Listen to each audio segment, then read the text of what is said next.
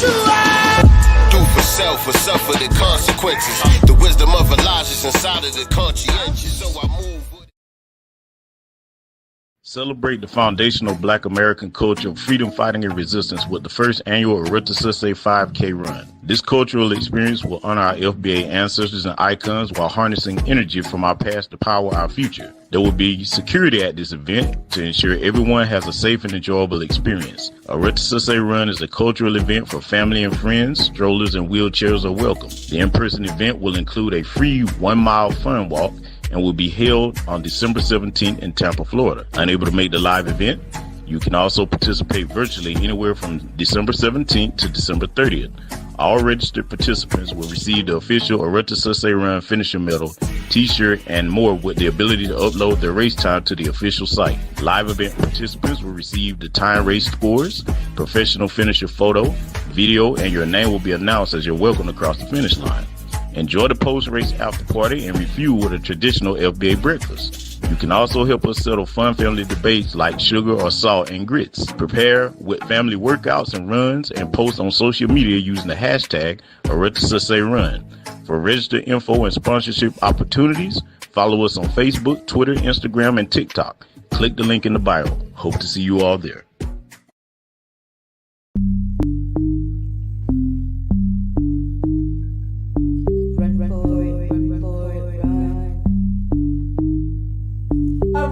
Run, let me make some things clear. Diet and exercise, want to tighten up our figures. Stripes on our flag, our tribe is growing bigger. Our code is the leader, we make it out as believers. We've been on the sun, no immigrants were in that picture. America didn't get we made this country go richer. Not a $5, not a pretender. Foundation of F and FBA and that got them quicker. Maroons that have time, horse said no. Rebellions and freedom fighting to this day for show. Try to hide our history, but the whole world knows. The God rules in your gene, get on cold, let's go. We bout to bubble going back up. We bout to bubble going back up. We bout to bubble going back up. The code is the leader, it's the mindset, it's no stopping us. Black Wall Street, yeah, we came to run that stack up. Shields on our page, cause bots trying to track us. New black media got momentum going platinum. 10 toes down, won't listen to plebiscite babble, period. Say black, I'm serious. They see we code up out and now they acting all delirious. We told them cut the check, now they hop their furious. We're on them, we'll get out our way. They curious? Done took too much of it. BGR, we ain't gon' stand for it. Reclaiming everything you try to take from me. Do my part to elevate the culture, that's me. B1 special forces, we not average. You can't come around with that defeated talk. That's a violation, disrespect, you getting shunned. FBA, we never plead, we don't run. We bout to bubble going back up. We bout to bubble going back up. We bout to bubble going back up. The code is the leader, it's our mindset, it's no stopping us. Say FBA, and you know we bout our paper. We united, not divided. A real life paper, don't align with our agenda. Oh no, we ain't coming in. Talk about a gun, we'll fit it out until we get one. This is not about a wobble, this is not about a dancer. The trifecta, got the right answer. Making our demands and we minding our manners. MBM set the stage, no more bystanders. Oh, we gon' wait, up for that. Not a hand on America, yeah, we know you giving it, but we ain't getting it. Doing all this voting, but don't see the benefit. Respect our man, love our babies too. Rejecting feminism and we pushing through. All the deflecting and neglecting me. Your civil rights, that's because of me. We about. Let me ask you about the influence of white record promoters and record label people. From what I gather, a lot of the white owners of record companies have said, make it harder, make it nastier, make it dirtier, that they're encouraging that kind of thing because they think that will sell even more. And we're kind of excited that Snoop Doggy Dogg got into the trouble because, wow, that's going to boost record sales. What white hand is at play in this stuff? It's, as far as Ice Cube's concerned, a white hand is never in play with anything that comes out of my mouth. I can't speak for other artists because I'm not in there on those meetings. I'm not saying it don't happen because I believe that it do, you know. And if that's happening for artists is influenced by the record companies to say what he really don't feel, then he's definitely a fool for putting out material that he doesn't feel and he has to go take the heat for. but I don't allow the record company to come to the studio when I'm in the studio, and I don't allow them to tell me what I can or can't put on the record. When I hand them a record, that's what they better put out, because the day they don't put that out is the day Ice Cube will go completely off. When my lawyers coming in, right, going after. Okay, so you really present them, but you're big enough to do that. What about some when of I these was small, young I guys? did it. Huh? When I wasn't quote unquote big, when I was just an artist coming up, I wouldn't let them dictate to me what kind of records to put out. Who's making the most money in this stuff? Well, are the artists making the money? Oh, of course not. But we doing this interview. You're not making the most money out of this interview. ABC is, So everybody, unless you're on your own business, unless you're on your own distributing, unless you're on your own trucking, unless you're on your own retail stores, you're never gonna make the most money. But see, what I got to give is deeper than money. See, they make money off of it, But doesn't that upset you that whites are profiting off the bad experiences of the Black community? We distribute information. So they might make the paper dollar, which in 1993 ain't worth too much. But I get the mental money.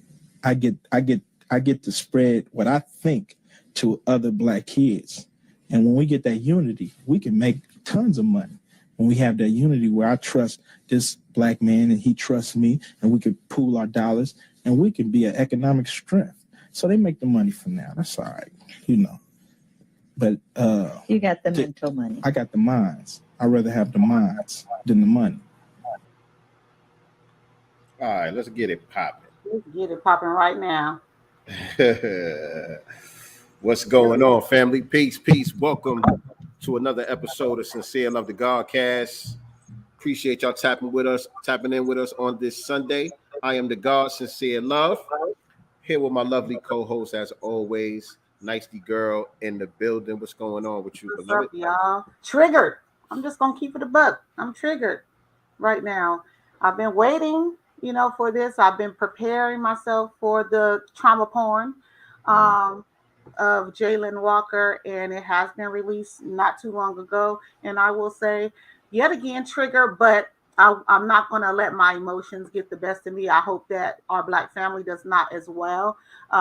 This is what a race war looks like, as our brother Jason Black has said, and stuff like this that continues to happen just reminds us. And so it just puts me in the mindset of, yes, I'm triggered. Yes, I'm upset. I'm hurt for the family, but we have to strategize. We have to get our shit together. We have to get in the mindset of producing justice for ourselves, because these people are not going to do it for us. Us continuously kind of comparing how they treat Black armed people over unarmed Black people.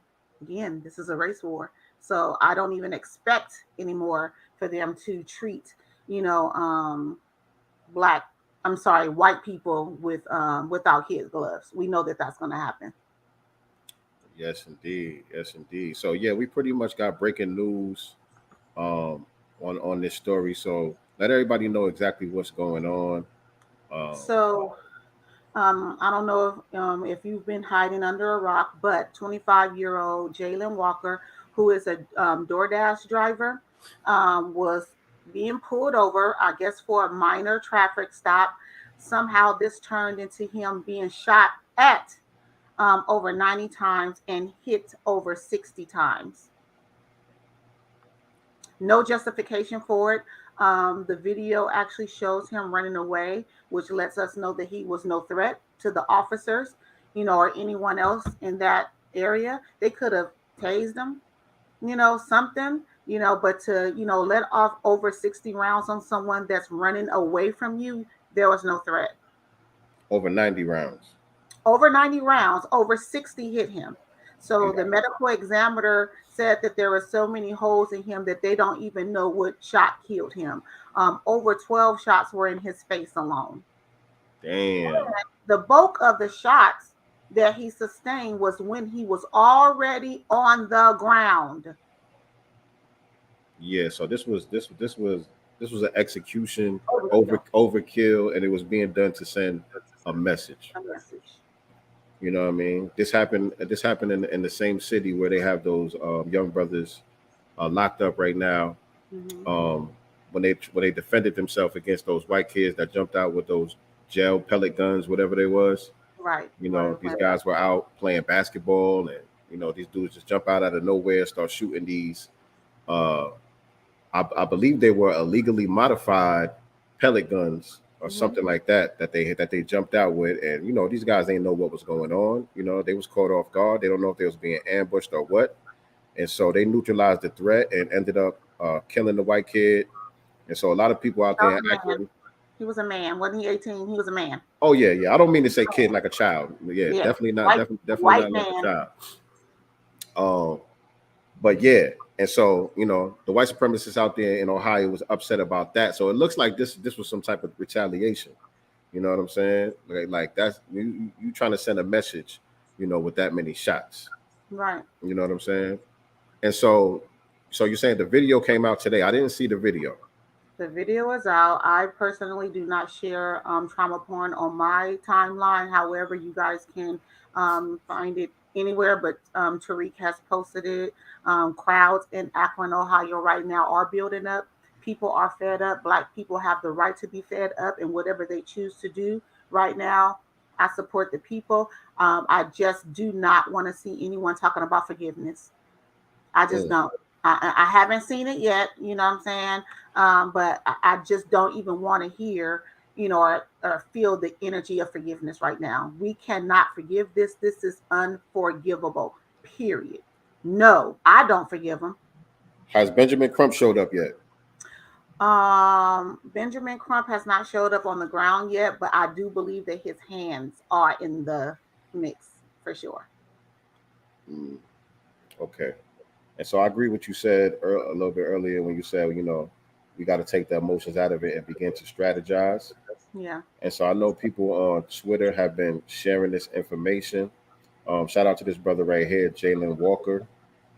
Jalen Walker is the victim, by the way. Jalen Walker is the victim.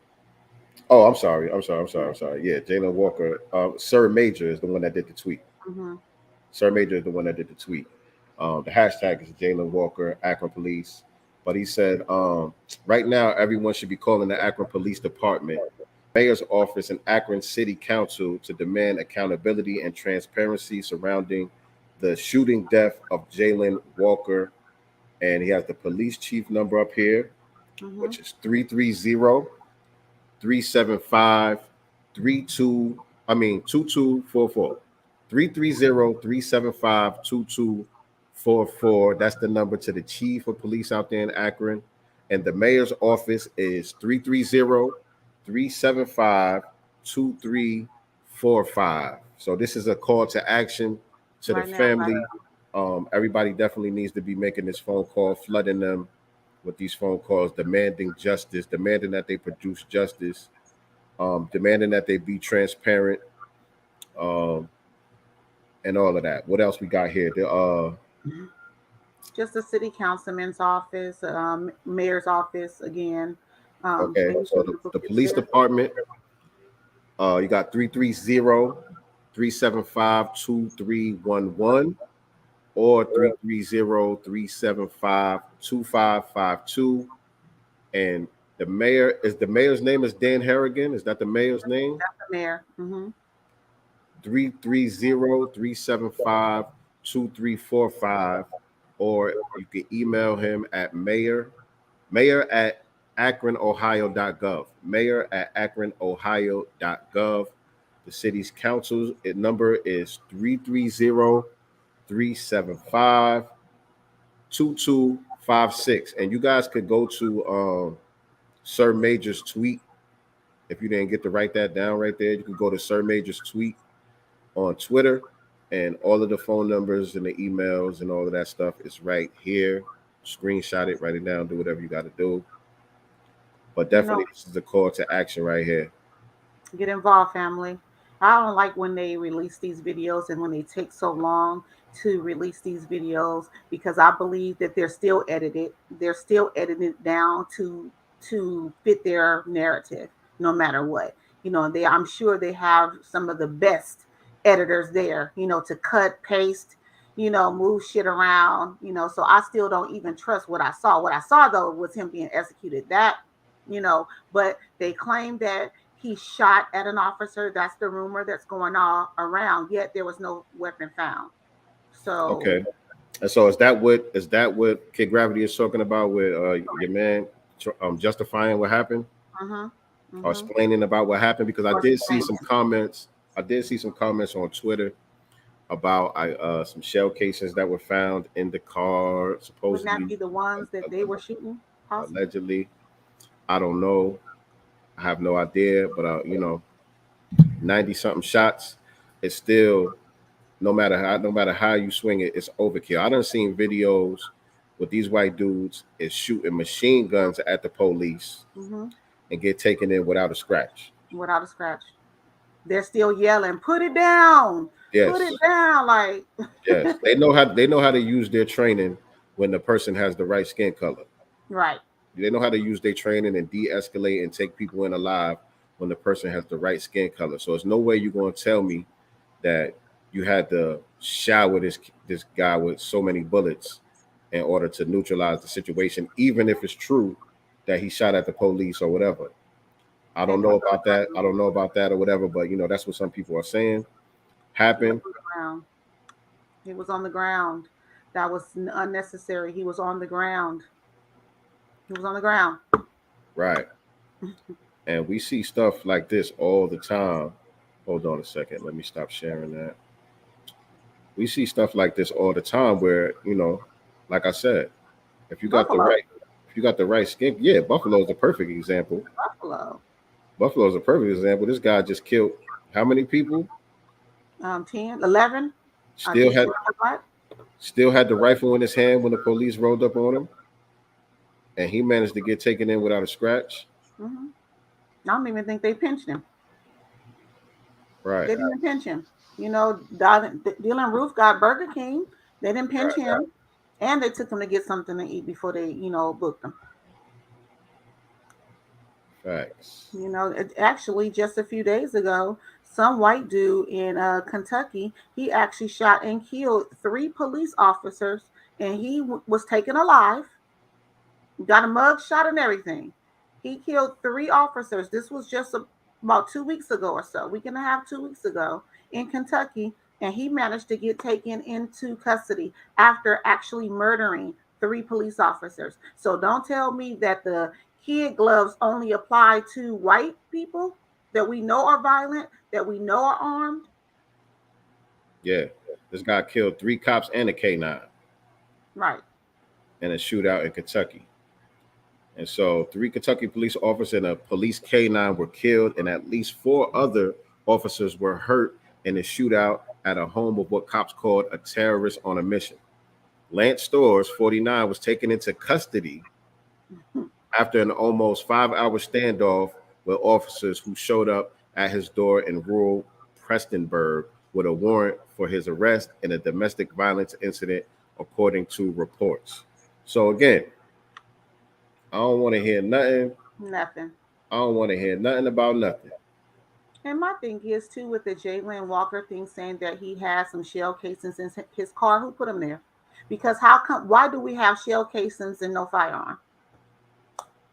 Yeah, that's right. Sense. Yes. Make it make sense. That's very strange. Right. Laquan McDonald is another one. Right. And then his murderer only got 3 years? Served 3 of the 4 years that he got? And that's he's home now, right? Justice is not, 10 years, 20 years. Justice to me is capital punishment at this point. Because typically anyone that kills an officer, that gets arrested for it and can prove, they prove guilt, they go down with capital punishment charges, meaning the death penalty. I need that same energy for these 8, 9 people that did this to Jalen. Peace. What's going on, First Woke Media? Shout out to everybody in the chat. Shout out to the gods, the God Raiders in the chat and all that. Nikki the God, I see you. Appreciate y'all tapping in. Make sure y'all hit the like button, share this out, let everybody know that we are live. And no, I'm not naked, y'all. I have a dress on. I just want y'all to know. Sometimes it, you know. Yeah, this ain't OnlyFans. This is This not is not OnlyFans. OnlyFans at all. No. This is not It's a family show.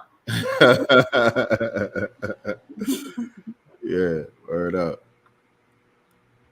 So yeah. Again, family, go to that tweet if you didn't get a chance to take that information down. Go to Sir Major's tweet, get that information, and let's make those calls. Yeah. Let's make those calls and send out those emails, and let's be diligent about it, family. Exactly. Especially those of us who cannot be with the families out there in Akron, Ohio. You know, we can get involved by making those calls and sending as many emails as we can. So we should be blowing their phones up heavy and asking for accountability. Absolutely. And speaking of that, we got another call to action for the family as well. Yeah. And so, shout out to Dr. Ma'at. Dr. Ma'at did a great broadcast the other day, saluting our ancestor, Dr. Frances Cress Welsing. And she played my song during the broadcast as well, too. She played my song, Dr. Frances Cress Welsing. So definitely shout out to Dr. Ma'at. She does a great job bringing information over there on her channel. But she recently had, I think it was back in March, she interviewed Dr. Frances Cress Welsing's sister. And her sister was talking about how she was fired from Howard University and she lost a bunch of other jobs and job opportunities as well. And she took several of these employers to court because she was fired, unjustly after she put out the Crest Theory, after she put out the paper, the Crest Theory. And, she was taking them to court and she was losing. She never won a case in court. Wow. And as we are seeing, as time has gone on, not only was she a grandmaster teacher, but she was more or less a prophet because most of what she wrote in the Crest Theory, we see it plain as day today. We see it happening. It's undeniable that what she was spitting was straight facts. There you go. Hands down. Right? And so she should have never been fired. She should have never been denied tenure, especially at a historically black college like Howard University. Howard University, you know what I'm saying? Where, black people love to talk about HU and this, that, and the third and all that. You know what I mean? This is something that was built off the backs of foundational black Americans. And you take one of our master teachers and you mistreat them this way because the truth that she was speaking was making your white paymasters uncomfortable. Mm-hmm. Right? But she didn't lie. She spoke the truth, and it was necessary for her to do so. She was trying to give us warnings. You know what I'm saying? And so at this point, her sister is the last living Welsing, I believe, out of the sisters. Obviously her parents and grandparents are gone. The sister is like in her late 80s, early 90s, or something like that. Mm-hmm. And so what we want to do for her while she's still here is we want to demand a public apology today from the president of Howard University. Yep. We want to demand a public apology for the unjust firing of our ancestor back in 1975.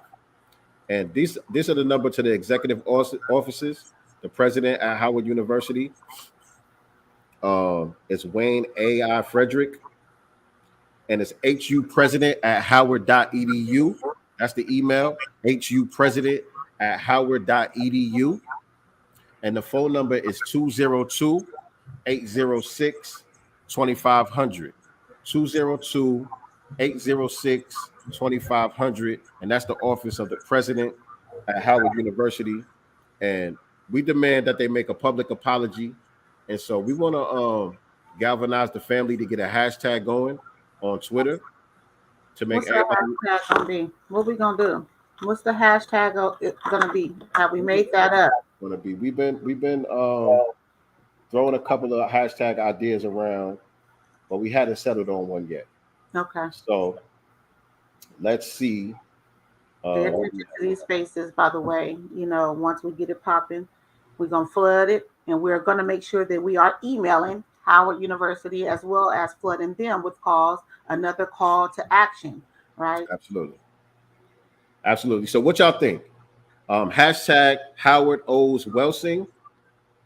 Hashtag Howard U O's Welsing.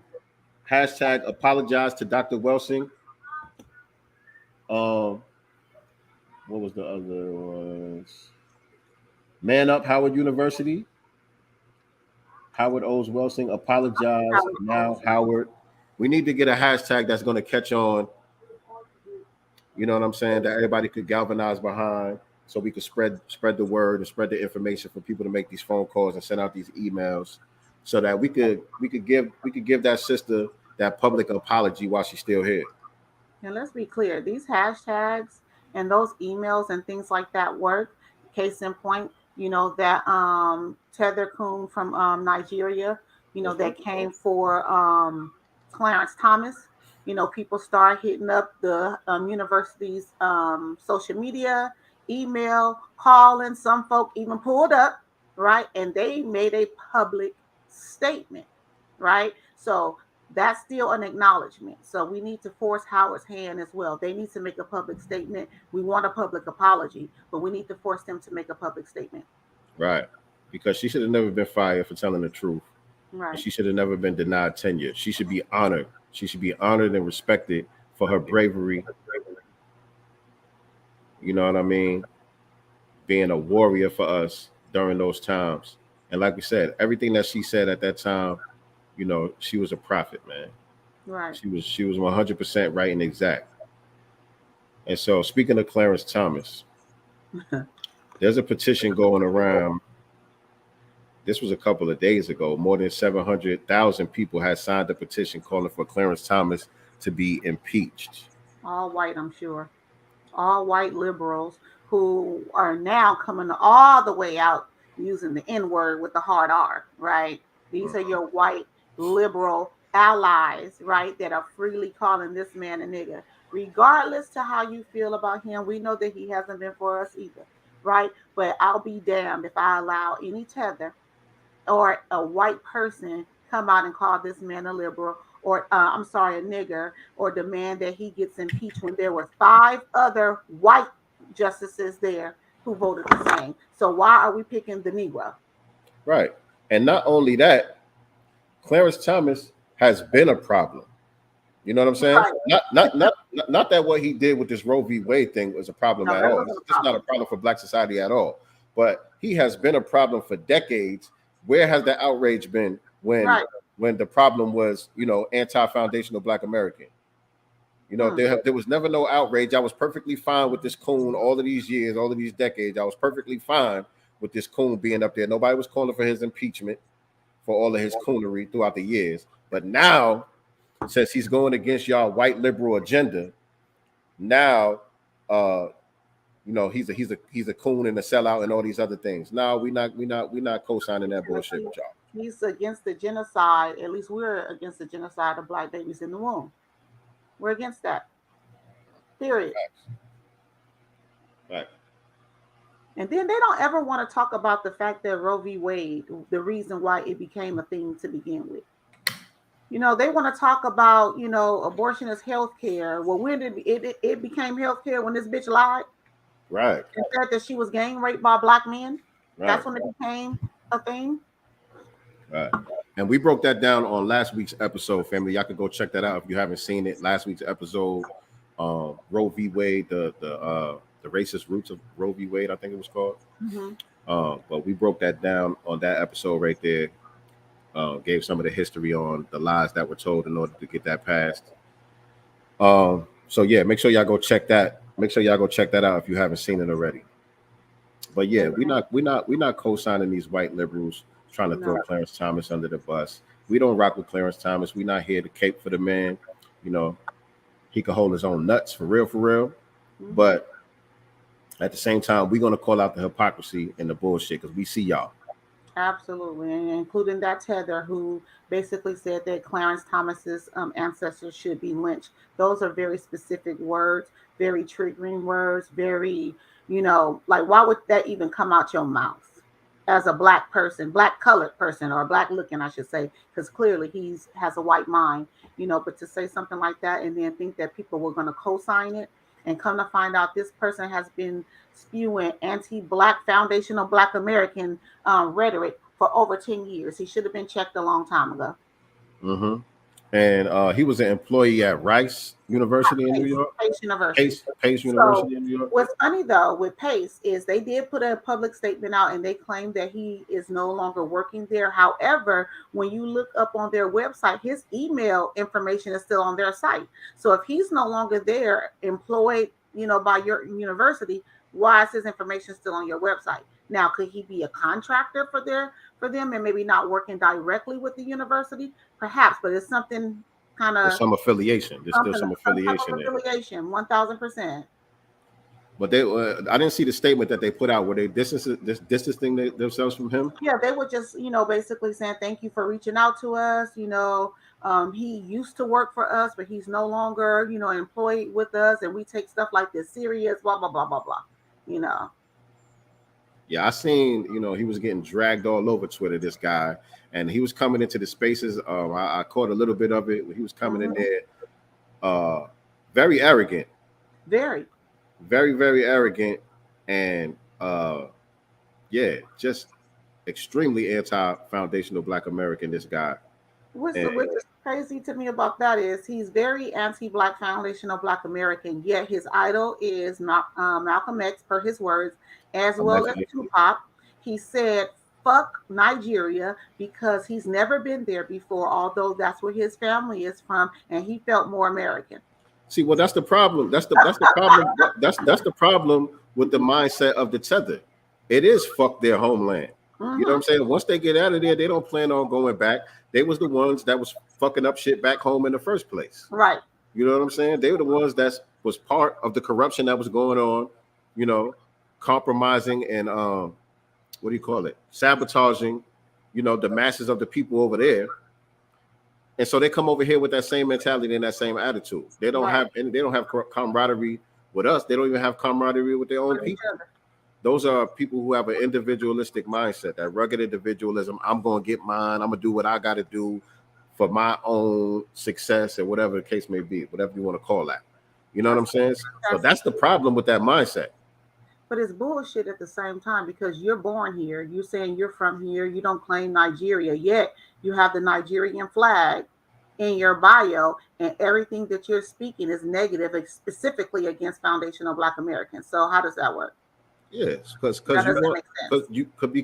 you're elite. You want to be able to benefit off of anything whenever it's convenient. So you want to cloak yourself in foundational Black American culture by naming yourself after Tupac, by saying that Malcolm X is your idol, or whatever the case may be.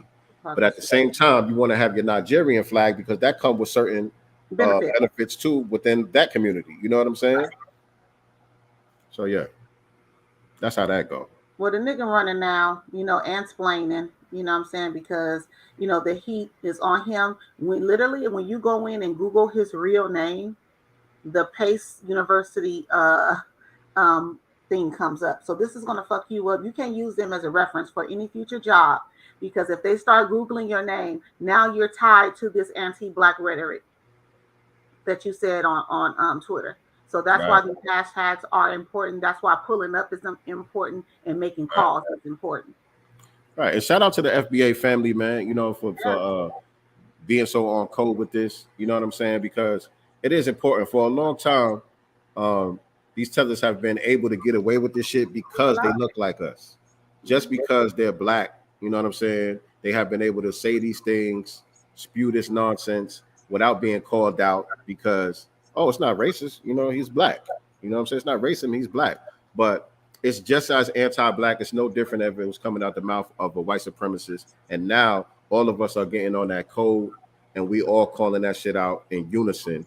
And so shout out to the family for that, because that's important. That's important in order to do what is necessary to separate the wheat from the chaff. You know what I mean? It's important. And I'm so happy. And now, like I said, he's explaining, all that arrogance that he had in those spaces. He brought that shit all the way down. But he's also playing a Karen.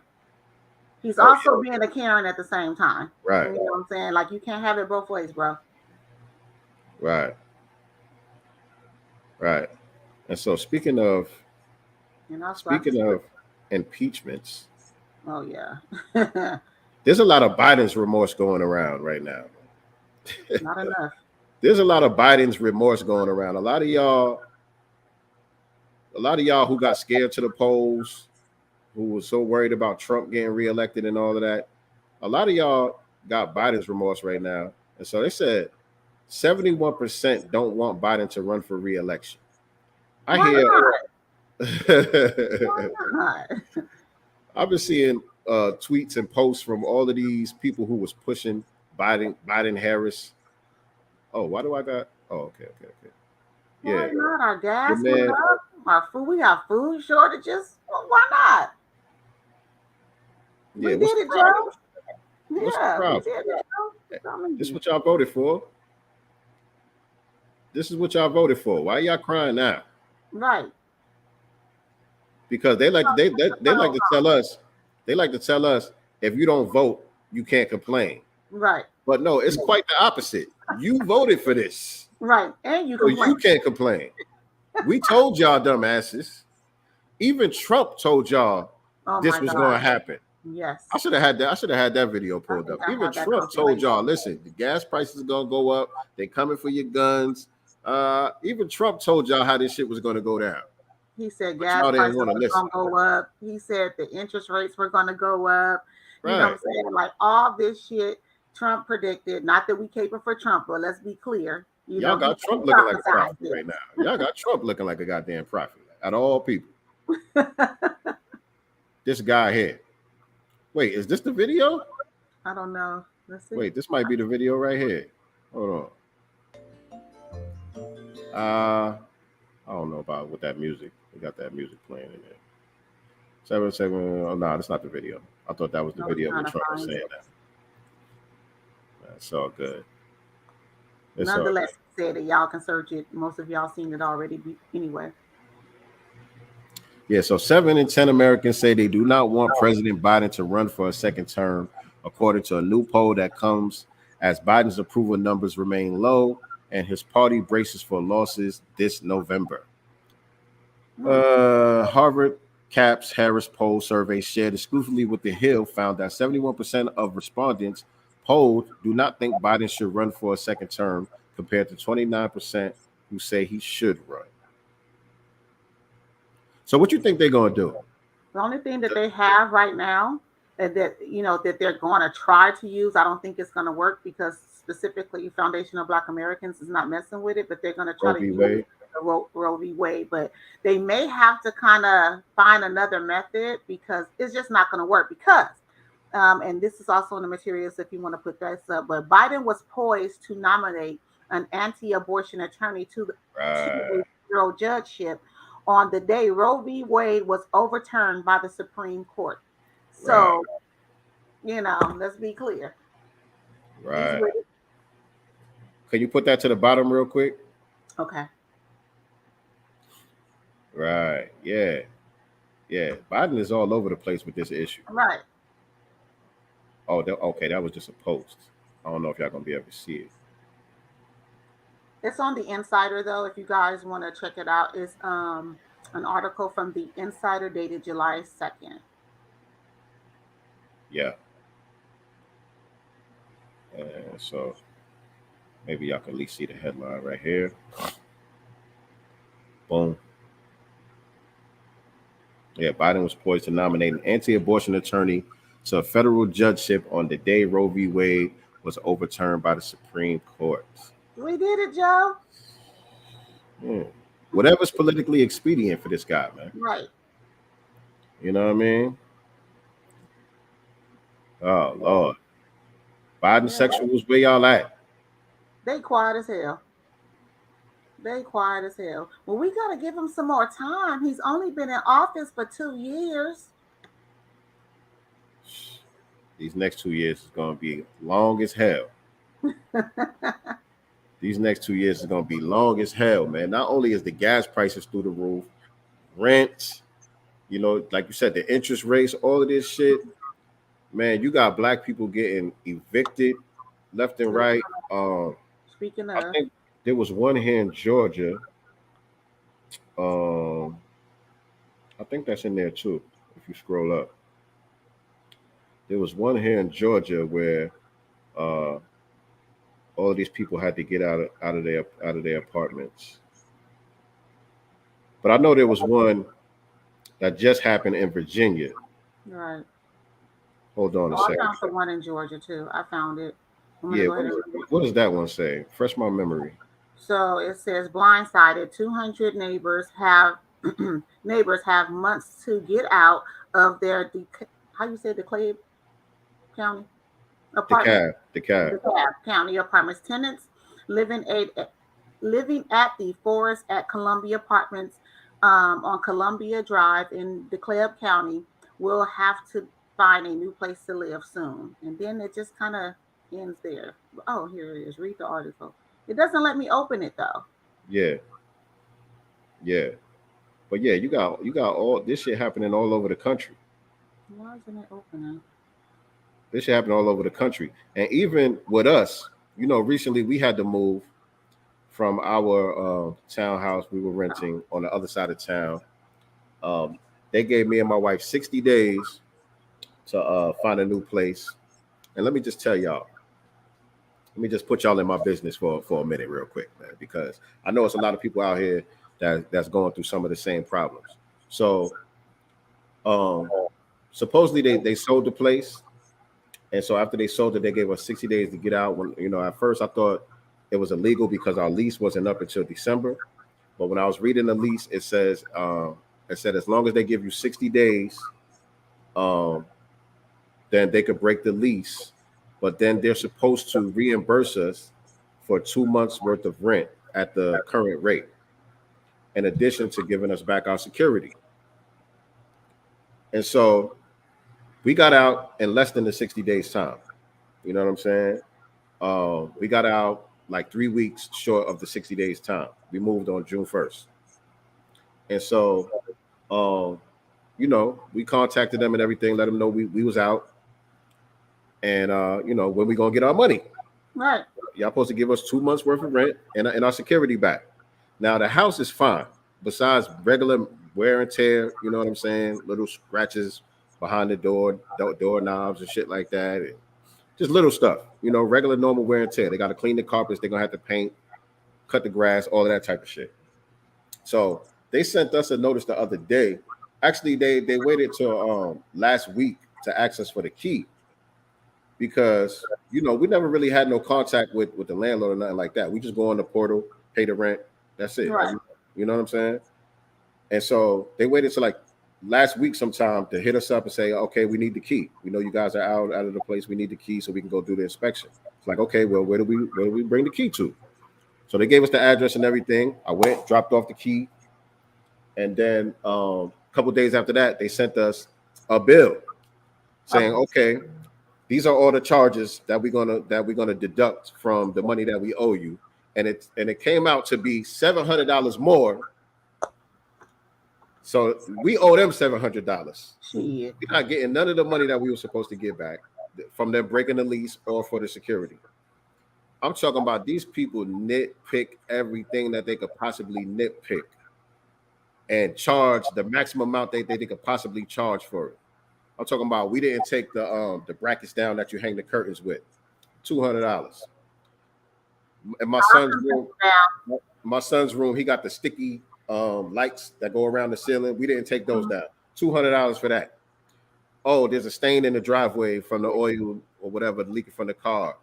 Whatever they're charging us for that. We got to cut the grass. We charging you this much for that. I'm talking about just charges on top of charges on top of charge, almost over $5,000 worth of charges. No. Just to justify not giving us none of that money. After they broke our lease and gave us 60 days to relocate. And y'all know how much hell that was, just trying to find a new place. You know what I'm saying? It's crazy out here right now. It's crazy out here right now. And so, with that being said, you got this going on in Virginia right now. Residents forced to evacuate as 48-hour deadline for apartment building to pass inspection has reached. So in this place, the apartment building didn't pass the inspection, I believe, because of the elevator. Mm-hmm. And they just telling the people they got to get out. Almost 200 people. Let me see. Hold on. Over 200 residents there. Only one elevator is working. Mhm. One of the ladies did a video of her apartment. She said there's one elevator. Every U-Haul in their area has been taken because you have 200 apartment buildings. So they're saying she got what she could out, like what she can pack up and move in her car. But if they were not out, I believe she said by the next morning, sometimes they were going to Right. come in and lock up their doors, and whatever they didn't get out within those 48 hours, they will lose. Now, you know damn well you can't find no place to live in 48 hours. Period. You know damn well you cannot find no place to live in 48 hours. If the elevator don't work, okay, the elevator is out of order. Why everybody got to get out the building? It's not like the building is going to collapse or something like that. You know what I'm saying? You're going to have to take the stairs until we get this shit fixed. And my understanding too is they got served, the 200 residents got served those notices after they all paid their rent. After they paid their rents. Mm-hmm. So residents of a 15-story apartment in Newport News are being required to vacate the building after the Newport News Code of Compliance deemed the building unsafe. And I believe some of this sabotage is intentional as well. Absolutely, because it's always black residents, black neighborhoods, predominantly black buildings. Right. As the clock struck 9 a.m. on Friday, residents were forced to evacuate. Penny Commit went live on Facebook with what tenants of Seaview Apartments were doing as the deadline was reached. I think this is the video right here. Hello, everyone. I am live. This is the news report. Seaview Logs. Now, if you're just tuning in and you haven't heard what's been going on with this apartment complex, all of the tenants are being forced out of their homes after the building was deemed unsafe, and this is due to an issue with elevators. Now, News 3's investigative team uncovered court documents that shows that the city has been taking this apartment building to court for months over safety issues, and they just let residents know 2 days ago that they had to leave, giving them 48 hours to get out of their homes. And now we've finally come to that date where residents are being forced out. A lot of tension here this morning, a lot of protests. I'm going to turn the camera around so you can see what exactly is going on. You can see people are putting up signs, be the voice to help us save our home, make the world a better place. One of the residents is speaking right now. And so, yeah. And this place, according to one of the ladies that was on the scene talking to the reporter, there was one sister who was talking to the reporter, and she was saying this was marketed as luxury apartments. These are supposed to be luxury high-rise apartments. And she said it has not lived up to that whatsoever. It's basically a slumlord who's running this place. But yeah, man, you got people getting displaced all over the country, man.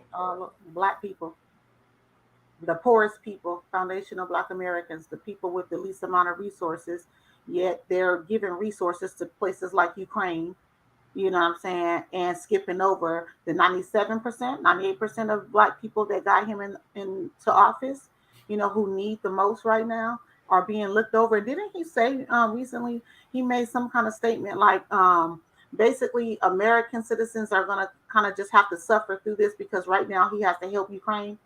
He made some stupid, sorry asses, you know, comment like that live. Right. But the Biden sexuals are so quiet. Imagine Trump saying some shit like that. Yeah, just imagine. They lose their goddamn mind.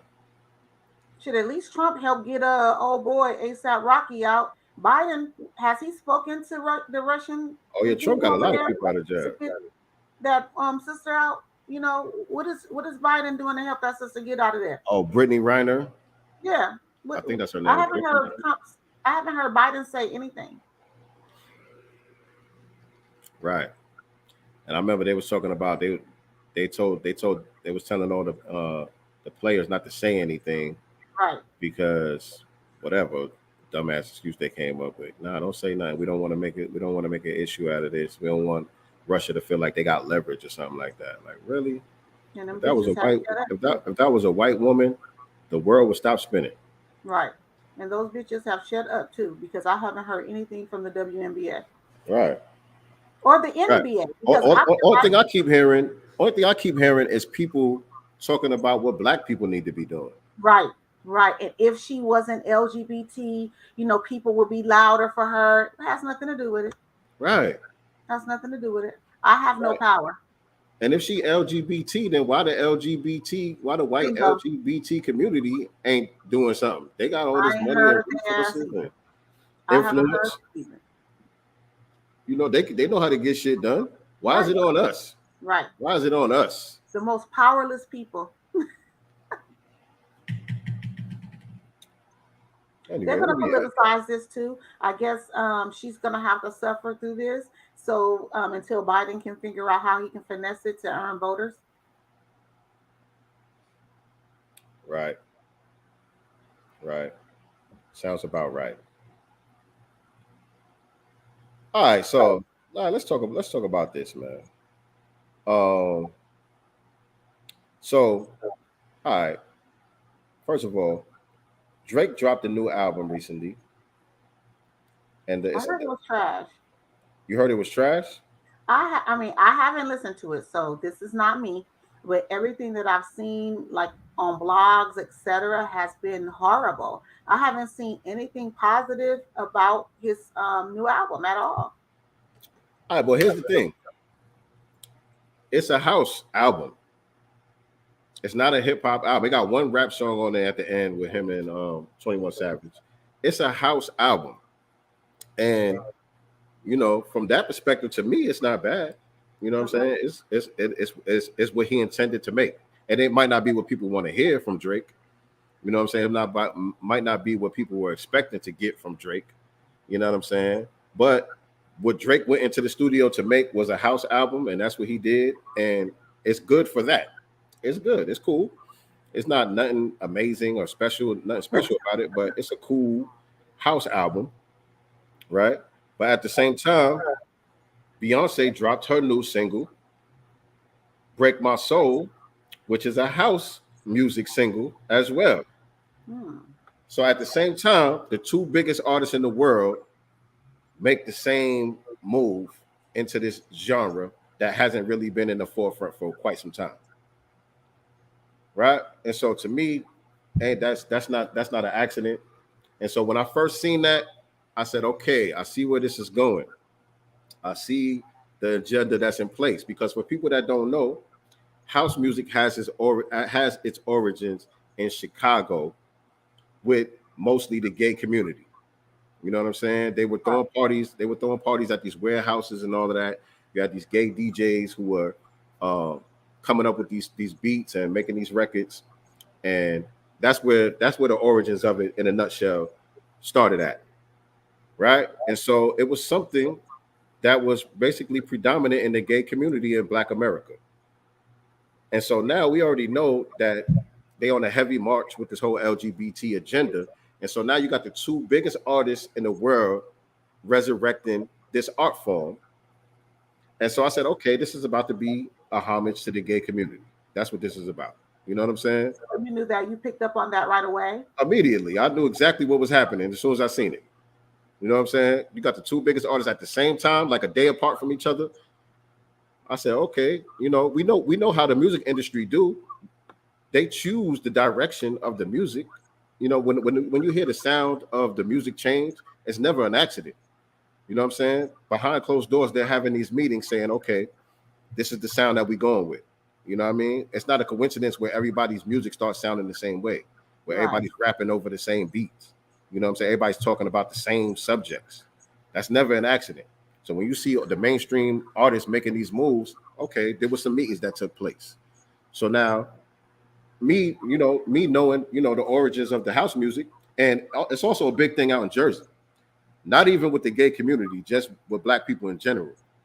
Out in Newark, New Jersey, Jersey City, and all of that, they never stopped playing house music. That shit never went out of style. I knew it was big like that here. Like I said, we were talking behind, and when house music would come on in the clubs, I will go sit down. Like I've just never been into it. Never been into it. It's a big thing in Jersey. That's they shit in Jersey. Like they be dancing their ass off. They got their routines and all of that. I Nah, always thought it was white music. I just always thought that. I never knew the history of it. I didn't know it started in Chicago. I just did not know that. I really thought this was white music. And but honestly, there's really no such thing as white music. well, you know Let's what keep I it a buck. mean?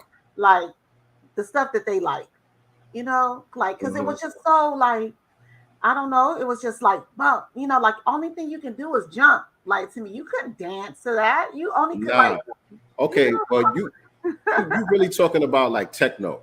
yeah, About okay, like techno music. yeah, And that's our music too. You know what I'm saying? We started all that shit, by the way. And it's kind of similar to the house, but house you can actually do some real steps to.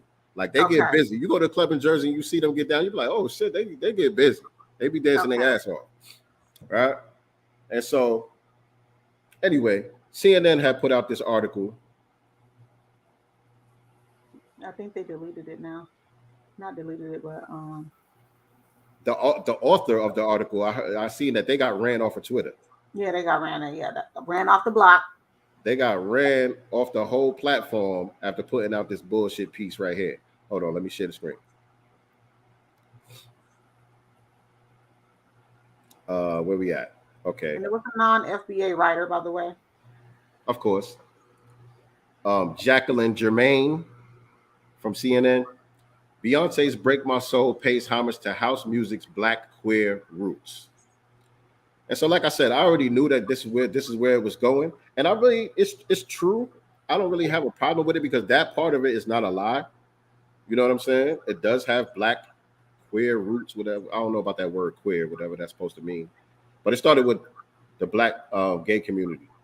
You know what I'm saying? Those were the major players, I should say. Those were the major players as far as the DJs and all that was spinning those records. And so I just want to get to the bullshit that she was saying in this article. Let me see. Beyonce has hailed this summer's liberation anthem with the release of her new single, Break My Soul, and its black queer roots are undeniable. Right? No problem with that whatsoever. That's fine. Even though, we see where it's going. But here goes the problem. Where is it at? I don't want to read this whole article. But house music from its electronic dance developed in the early 1980s, Chicago, that quickly spread throughout underground music scenes. Yes. And also increasingly influenced mainstream music. Yeah, all right. So I know you got to remember some of these records because it was big in hip hop too for a minute. Queen Latifah released the rap song "Coming to My House." Remember that? Yeah, but I like that one. Right, of course. Crystal Waters, Gypsy Woman. That was the shit. I don't remember that one, but I remember Crystal Waters. That's la da dee da da da da dee da da.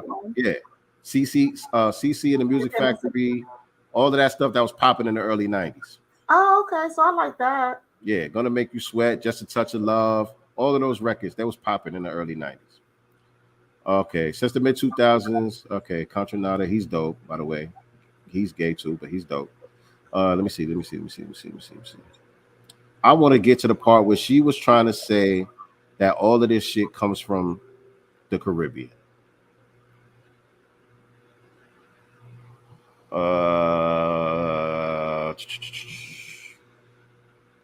Okay, I found it. I want me to read it. Yeah, go ahead. An erased history. That's what she named it in There this it goes. paragraph. Relative to genres like rap and hip hop, Kimori said house music is often omitted from conversations about Black DJ culture due to homophobia. Stop it.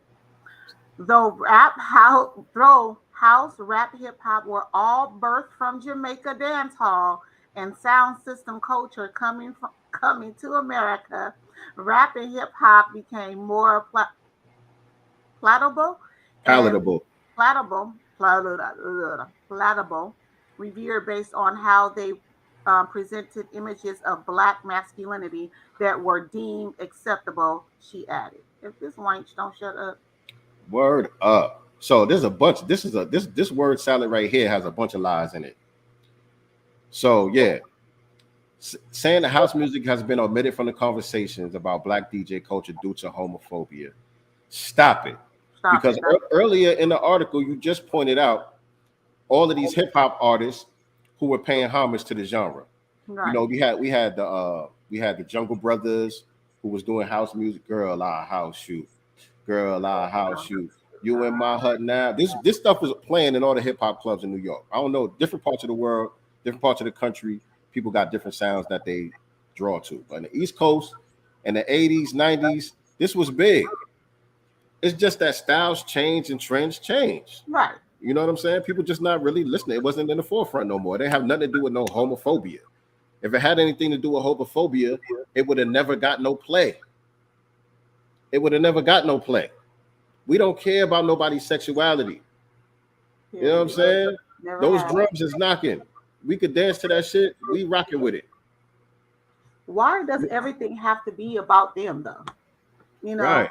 you know what I'm saying? Like everything isn't even about you. It's about let's just focus on the art. Why can't we just focus on the art? Nobody cares who you sleeping with. My nigga, if you dope, you dope. But anyway, this sentence right here, though house, rap, and hip hop were all birthed from Jamaican dance hall, we gotta do something about this lie. You We know gotta what? do something about this lie. This lie has to be put to rest once and for all because you have too many people who are credible to a certain degree repeating this lie. Mhm. You know what I'm saying? Busta Rhymes, Pete Rock. I think I even heard Chuck D say something or allude to something like that. You Do know, they not know? Do they not know, perhaps? Or Tariq made a good point the other day on one of his lives. Is he believes that this is coming from the top because of obviously they're trying to erase foundational Black Americans from everything. Which thank God he's going to be opening the foundational Black American Hidden History Museum because and have a hip hop section to that. But do you think this is coming from the top in order to just erase everything that we've it's hard to created? say. It's hard to say for me because I think a lot of people are just bought into the misnomer because the way the history of hip hop itself has been told, it has been a romanticized version of the actual history. You know what I'm saying? It started in the Bronx and in the early 70s when Kool Herc threw this party and blah, blah, blah. You know what I'm saying? On But that's Sedgwick in hip hop. Avenue, Kool Herc threw a party and this is what started hip hop. And that's like a romanticized canned version of what hip hop is and how it started. Every single element of hip hop already existed before we called anything hip hop. James Every Brown. single element, whether you're talking about the rapping, we were already doing that James decades Brown. and decades before, right? On record, on record. Whether you're talking about Pick Meat Markham, whether you're talking about Cab Calloway, whether you're talking about Muhammad Ali, whether you're talking about what they was doing in gospel with the quartets and all of that stuff, like we've been rapping these 4-bar intervals for a long time. That's nothing new, right? DJing, been DJing, graffiti, been doing graffiti, dancing on the floor, break dancing and all that shit. There's footage, there's black and white footage of foundational Black Americans doing that shit in the 20s and 30s. You know what I'm saying? So every element that is part of hip hop was already a part of Black American culture. When they started doing those parties in the Bronx, they just brought it all together under one umbrella. And named it hip hop. Right. And really the name hip hop came from a white journalist. From what I understand, if I got that correctly, I believe it was a writer for the Village Voice who was the first one to call it hip hop.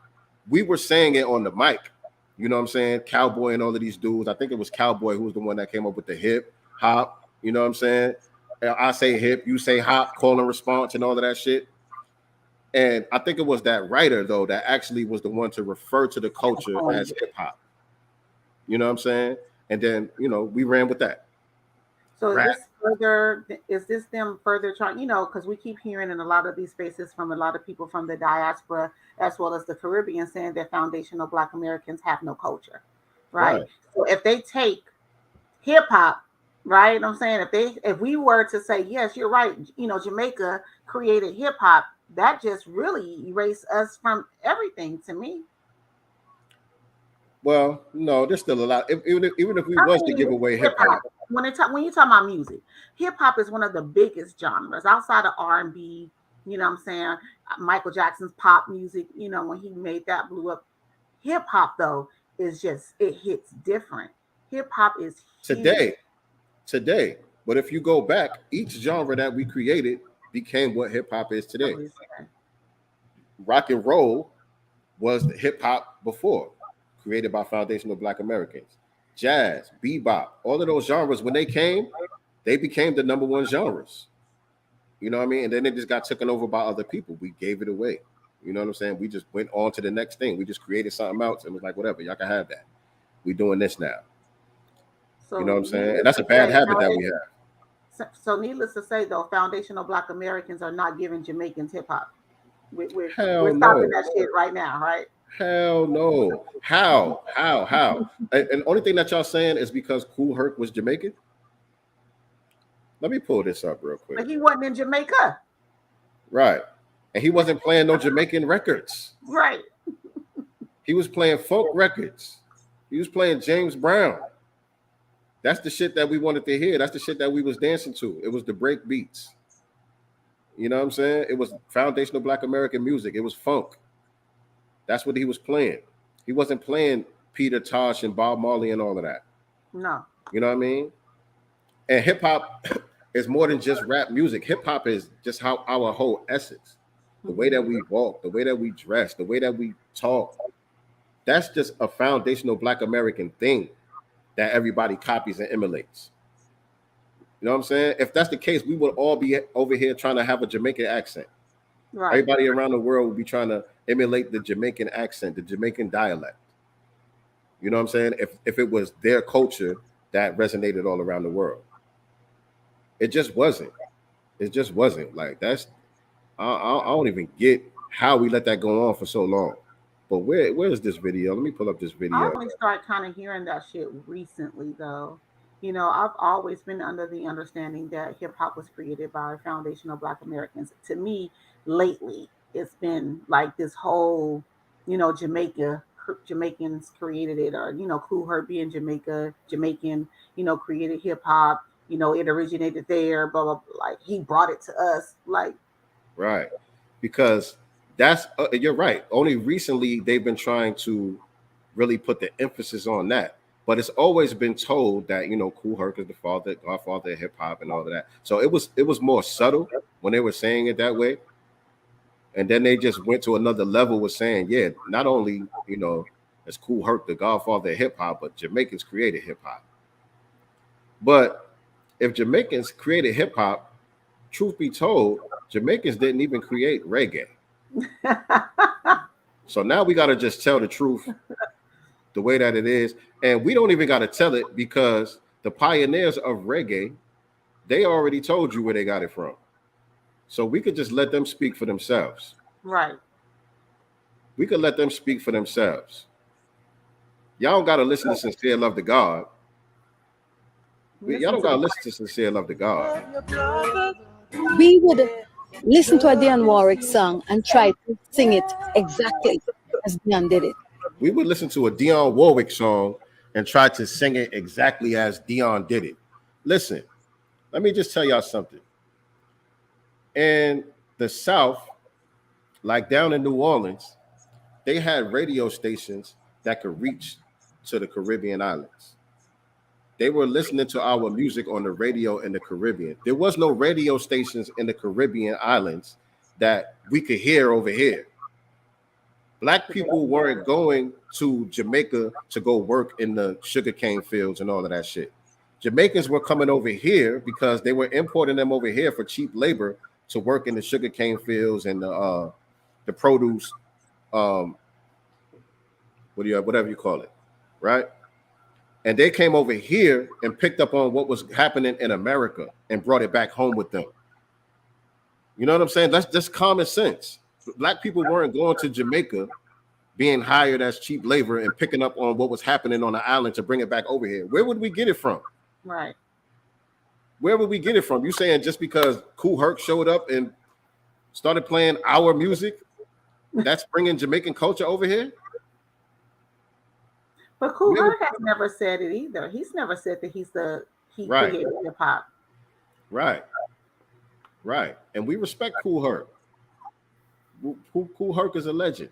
We're not trying to take away from his contribution, and we're not trying to take away from no one's contribution, because there have been many non-foundational Black Americans who have made great contributions to the culture. It's never been a problem. But just because you contribute to something or participate in something doesn't make you the creator of it. Fat Joe, Busta Rhymes, Biggie Smalls. Oh yeah. Many others. You know, LL Cool J, I think his family is from like Barbados or something like that. There's legends in hip hop who are not foundational Black Americans. That doesn't make them the creators, though. Right. Eminem is a legend. So white people created it too? No. We got to get off that.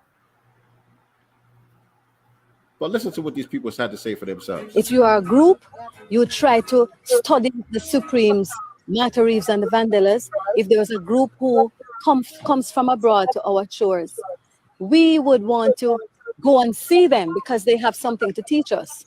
It all came from the American R&B music, you know, because we're always being influenced by the impressions, all them soul R&B groups.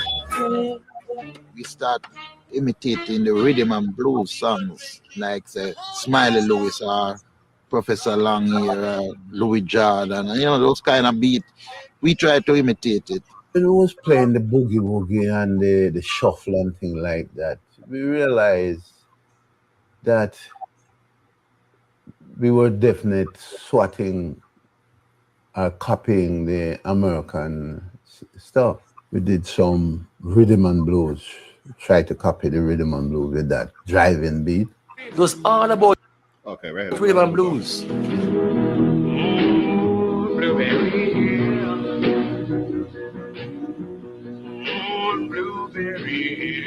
As the 1950s rolled on, the music of Fats Domino, Ray Charles, and Louis Jordan was streaming into the island from Southern American radio stations just over 90 miles away.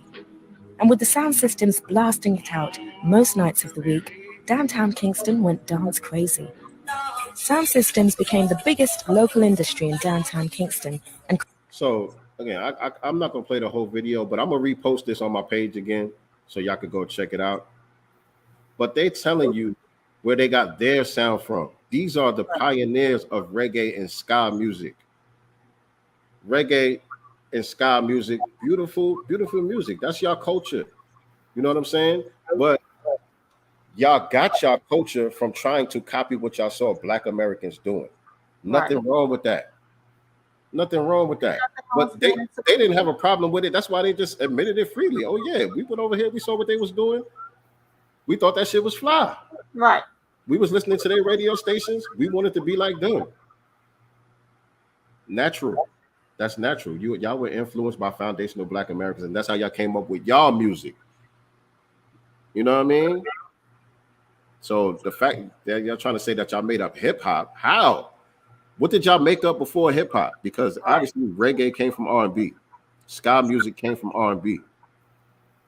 What was the Jamaican music prior to that? Prior to the 60s and 70s, what was the music in Jamaica? We'll wait.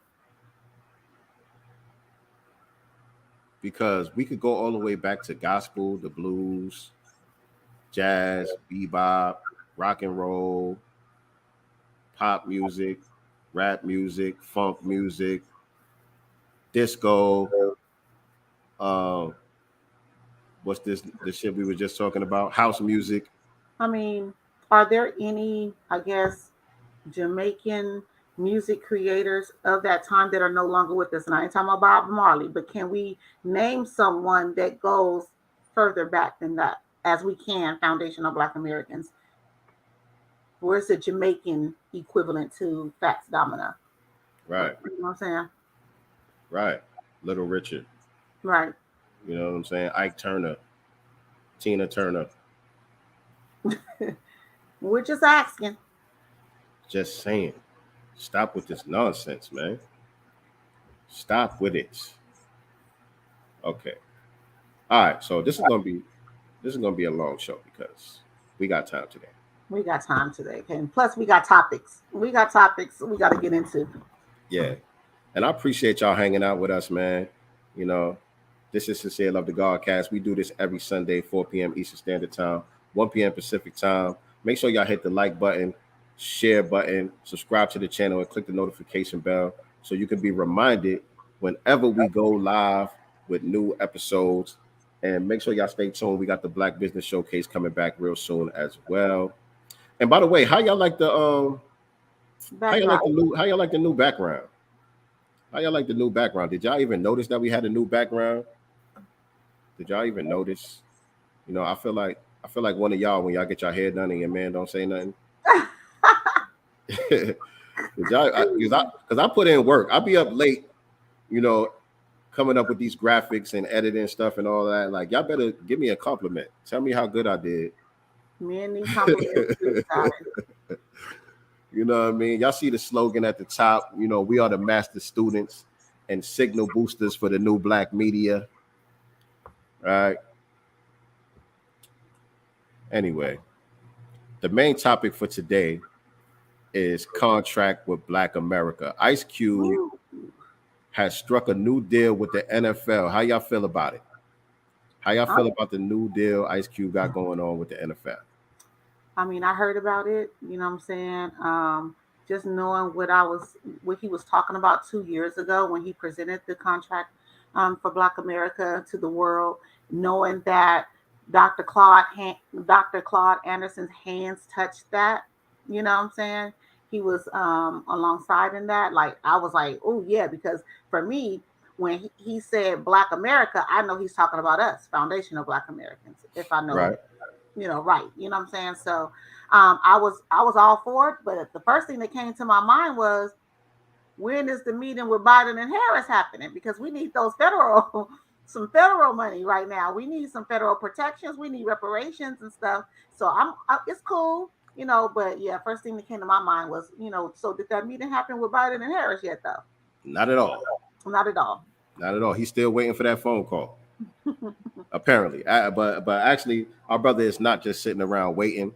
Nah. You know what I mean? And that's the other thing that I respect about it. He's still been making moves quietly in the background, following through with what he was saying. A lot of people were, I guess, you know, getting impatient and saying, "Well, where the hell Cube at? You know, Cube, right. You was out here saying this, that, and the third. Now you quiet. You dropped it. Everything ain't got to be loud. Everything ain't got to be loud. And in my opinion, this is a power move. You know what I'm saying? And I know a lot of people say, well, is this specific to foundational Black Americans? He's saying it's a contract with Black America. Is it specific to foundational Black Americans, or is this another flat Black initiative? You know what I mean? And that's a valid question. Mm-hmm. My take on that is this, though, and I told you this behind the scenes. The main purpose of us delineating as foundational Black Americans is to get the reparations in order. Also to get the culture in order as well. You know what I'm saying? To divide the wheat from the chaff and figure out who's who as far as who's owed reparations from this government. And also, like I said, to get the culture together to get these stupid ass arguments out of the way about who created hip hop and, you know, where all of this degenerate culture is really coming from, you know what I mean? Pointing out who is who when we see these heinous crimes being committed. You know what I'm saying? The fact that we starting to point out, okay, this person is not FBA. Yeah, this dude that just raped that girl on the train, yeah, he's not FBA. Yeah, this dude that just killed his mother and all this, yeah, he's not FBA. You know what I mean? The fact that we making people hold their own garbage and all of that, that's a part of it as well. But when it comes to initiatives like this, I don't necessarily have a problem. It would be great if it was foundational Black American specific. That would be great. But I also don't have a problem with it if it's for Black people in general, Black Americans in general, because this is not reparations. So it doesn't really muddy the waters, in that context. Right. This is a private initiative. This is an organization that a private citizen came up with in order to partner up with corporations as well as government agencies to allocate resources to the people who need it the most. Right. You know what I mean? And so I don't have a problem with it as far as that. But some of the language that I'm reading in it is very specific to foundational Black Americans. Very specific. And again, because he worked with Dr. Claude Anderson on the contract for Black America, this is why I felt so comfortable about this. And from the beginning with the contract for Black America, Ice Cube was not only talking about getting reparations from the federal government, but also money that's owed to us from these corporations as well. Right. So he's always been on this. So I don't feel like it's a huge surprise, that it was the NFL, maybe not, Chase Bank or, one of the insurance companies, as large ones. But I'm not surprised because he was always said, not only the federal government, but there are companies, businesses also that owe us too. So, I'm all in support of it. And again, the language is there. And I think the NFL is very appropriate to even start off with, because I think that's probably the biggest company, maybe outside of the insurance companies, that profit from Black people. You know what I'm saying? From Black labor. This is like one of the biggest profiteers of Black labor, white wealth. Right. You know what I'm saying? And so NFL, Ice Cube team up for economic equity initiative for Black-owned businesses. NFL is teaming up with Ice Cube. The league announced Thursday that it is partnering with Contract with Black America Institute, an economic inclusion initiative led by artist and entrepreneur O'Shea Jackson, who is known as Ice Cube. We feel like if you tackle the huge wealth gap between Black people and white people in this country, that should solve a lot of problems that's there, Ice Cube said on the AP Pro Football podcast. Our thing was to go after some of the biggest companies in the country that rely on Black consumers or Black workers, and the biggest one that we focused on was the NFL. All right, so definitely shout out to Ice Cube, man. Ice Cube been holding shit down since the 80s, goddamn it. Right. You know what I mean? Even your opening statement, the opening monologue that you did with him, he was on this stuff a long time ago. One, ownership and stuff like that. Right now, I'm just a voice. Later on, I'll get to that ownership. Yeah, like he said, who gets the biggest stake in anything if you don't own it? When the reporter was saying, well, as hip hop, you're not making the most money. It's the record label. She's like, that's all right for now. We understand that. So he's been on this literally since the 90s. Now, was I paying attention to all of that, in the 90s? Absolutely not. But I'm so happy that he has these type of receipts, saying, to follow his track record. Like his track record. He's been on this shit. Very consistent. And y'all got to remember, this brother, especially, after he first departed from NWA, but even, the reason for him departing from NWA, you know what I'm saying, was a codified move on his part. You know what I'm saying? And the fact that he was willing to call it out by name, you know what I'm saying? Calling out Jerry Heller, you know what I mean? By name and all of that stuff, you know what I mean? Because the contracts wasn't correct, because the business wasn't correct, and because he understood that he didn't understand what they was trying to get him to sign. Right. You know what I'm saying? And so then after that, he went and got with Public Enemy. So he was around Chuck D and what's the name? Professor Griff. Professor Griff and all of that, who had him around the Nation of Islam. Minister Farrakhan took him under the wing. Dr. Khalid Muhammad took him under the wing. And so this brother has been consistent for decades. You know what I'm saying? And he's still fighting with that movie company too about Friday. About Friday, yeah. They don't want to release it. Let them release another Friday. And the new additions that were added to the contract recently. I still say shout out to Q for being consistent, and still, fighting for Black America to get some type of, wealth. Word up. You know. This is a power move. And by the way, he didn't have to kiss no ass. Nope. He didn't have to shuck no jive. Nope. He ain't asking for no job. Nope. He ain't on TV smiling with all 32 teeth, sitting next to Roger Goodell. Jay-Z, this is not a good look for you, brother. At all. Jay-Z, this is not a good look for you, brother. What happened to this is chess, not checkers, and y'all gotta understand the power moves we making, and we gotta have a seat at the table in order to get anything done. Q created his own seat, and you notice Jay-Z never aligns himself with a Q. You never see any partnerships. Jay-Z tries to partnership with all types of artists here and there. You know he what I'm want to saying? get with Charlamagne the God, and Mills, and Angela Rye. Right. All the Democratic shields. Let's just call it what it is. Let's say it is what it is. You want to get with them and create some type of initiative and call it black, but it ain't really black. It's all lives matter.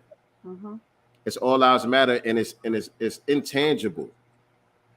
There's some good things that came out of it as far as like I don't even like the term social justice because it don't mean anything. Criminal justice. You know what I'm saying? As far as getting that lawsuit down there in Mississippi against that prison, that was cool. You know what I'm saying? The bail reform and all of that stuff. That was cool. But you know what's happening with the bail reform? Not to cut you off, but here in California, our governor just announced that they're no longer going to arrest prostitutes for loitering down the street. I remember that. Yeah, I remember that. Is that part of Jay-Z's initiative? Like, I'm just saying, so if it's only going to help with little degenerate shit like this, because out here, they really don't arrest and have not been arresting prostitutes. They're hooking in broad daylight. They're probably from the ages of 16 to old right now. And they literally out here, y'all, in the city of Compton, not even LA on Figueroa, in the city of Compton, these girls are hooking in broad daylight naked. Like naked. Police just drive on by. So they weren't getting arrested anyway. So I didn't even understand. And that's really being done to protect those Asian shops, those Asian massage parlors and all that, where they being there doing something strange. That's really what that's being done for. But that's exactly where I was going with it too. Like, when you claim that you're doing something for black people, why does it always have to be for the lowest common denominator in black society? Right. Because that paints the picture that we all degenerates, we all criminals. You know what I'm saying? We doing something for black people. Oh, bail reform, criminal justice. Well, like, okay, what about the people who don't commit crimes? Right, but there's never any which is the majority of us. Right. You know what I'm saying? He came in talking about economics. He came in talking about closing the wealth gap. Right. That's the most important issue. That's the number one issue. And like you said in the statement. Like you said in the statement, you close the wealth gap, that fixes so many other problems. Yep. So many of these other problems stem from the economic situation that we're in. Right. So address that. Right. Address that. Make them cut the check. Not for you. Not for you, but for black people that really need it. And so let's talk about this contract. There's some really good stuff in here. Always was. Always was. So much respect for this man. So 2 new sections added: Sports Industry Economic Development Plan, CWBA Sports Initiative, additional concerns regarding black women. So how you want to do it? You got it pulled up so you can read some of it? Yeah, I'm getting it up right now. All right, so I have it up. So I'm on the beginning, and it says Sports Industry Economic Development Plan, starting there. Yes. All right.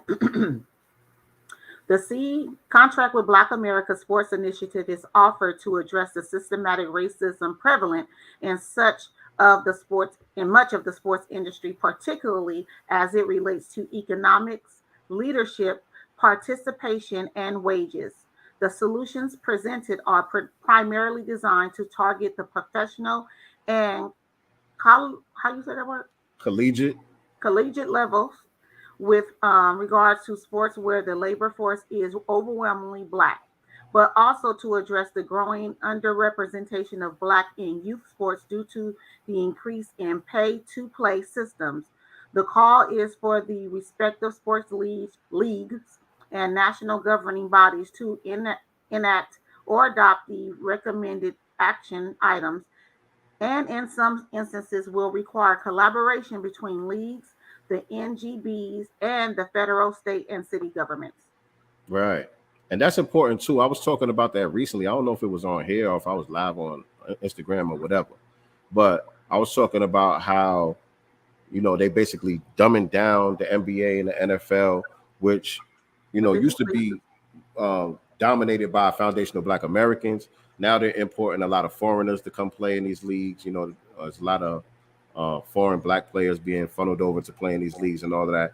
And like the gateway or the pathway to get to these leagues has changed so much. Now, like you said in there, it's pay to play. A lot of times your kid might be a baller, just natural talent, skills, but you can't afford to pay for these expensive leagues for him to play. For him to travel and go to all these different places to get noticed in the first place. Yep. You know what I'm saying? And so that's good right there. Like, nah, y'all got to cut this shit out because there's kids in the hood that could play, but their parents can't afford to put them in there. And that's, first of all, when you guys were recruiting kids before, you were going to the hood and recruiting them, especially in New York, out there where they have those, outdoor basketball, hooping, kids hooping all day and night. You know what I'm saying? You were getting them from there. And then high school, sometimes the coaches will recognize, a high school student that had the height, maybe didn't have the skill yet, but with practice got them those skills up. And so they were pulled from the streets. So why are we not still taking it to the streets? Right. So let's go through this because there's a lot of this that I want to read for y'all. Because I think it's important. And I know everybody ain't going to go read it. A lot of people just like to look at the headlines and stuff like that. So league-wide responsibilities and national events. Is it still on the screen? Yeah. Okay. It is. And national events and championships by professional sports leagues, national governing bodies, NCAA division, and Power 5 collegiate institutions. Events include league championships, Olympics, all-star games, combines, and talent showcase, bowl games, etc. So one bullet point: provide transparent, inclusive, and achievable partnership guidelines for Black local vendor suppliers. Guidelines requiring Black-owned business to be included as part of the awarding of national events to cities and states. This is important because you know how much money is made at these events, yes, at these games and stuff and that these vendors make. And we get locked out a lot of times. Right. So let me see. Guideline, identify local organizations or community groups to support at the conclusion of the sporting events. So after the event is over and they made all their money, they have to find organizations, Black organizations in that community that they could give back to. Right. There's a certain percentage of the revenue that was created that's going to be funneled directly to some Black organization after they make the money. So now the money is not just being siphoned out of the community. It's like, no, you're going to have to circle some of that shit back. And we need to be doing that with the Asian hair salons. I mean, the beauty supply stores, the nail shops, the Arab stores, all of these people that's in the community taking money out.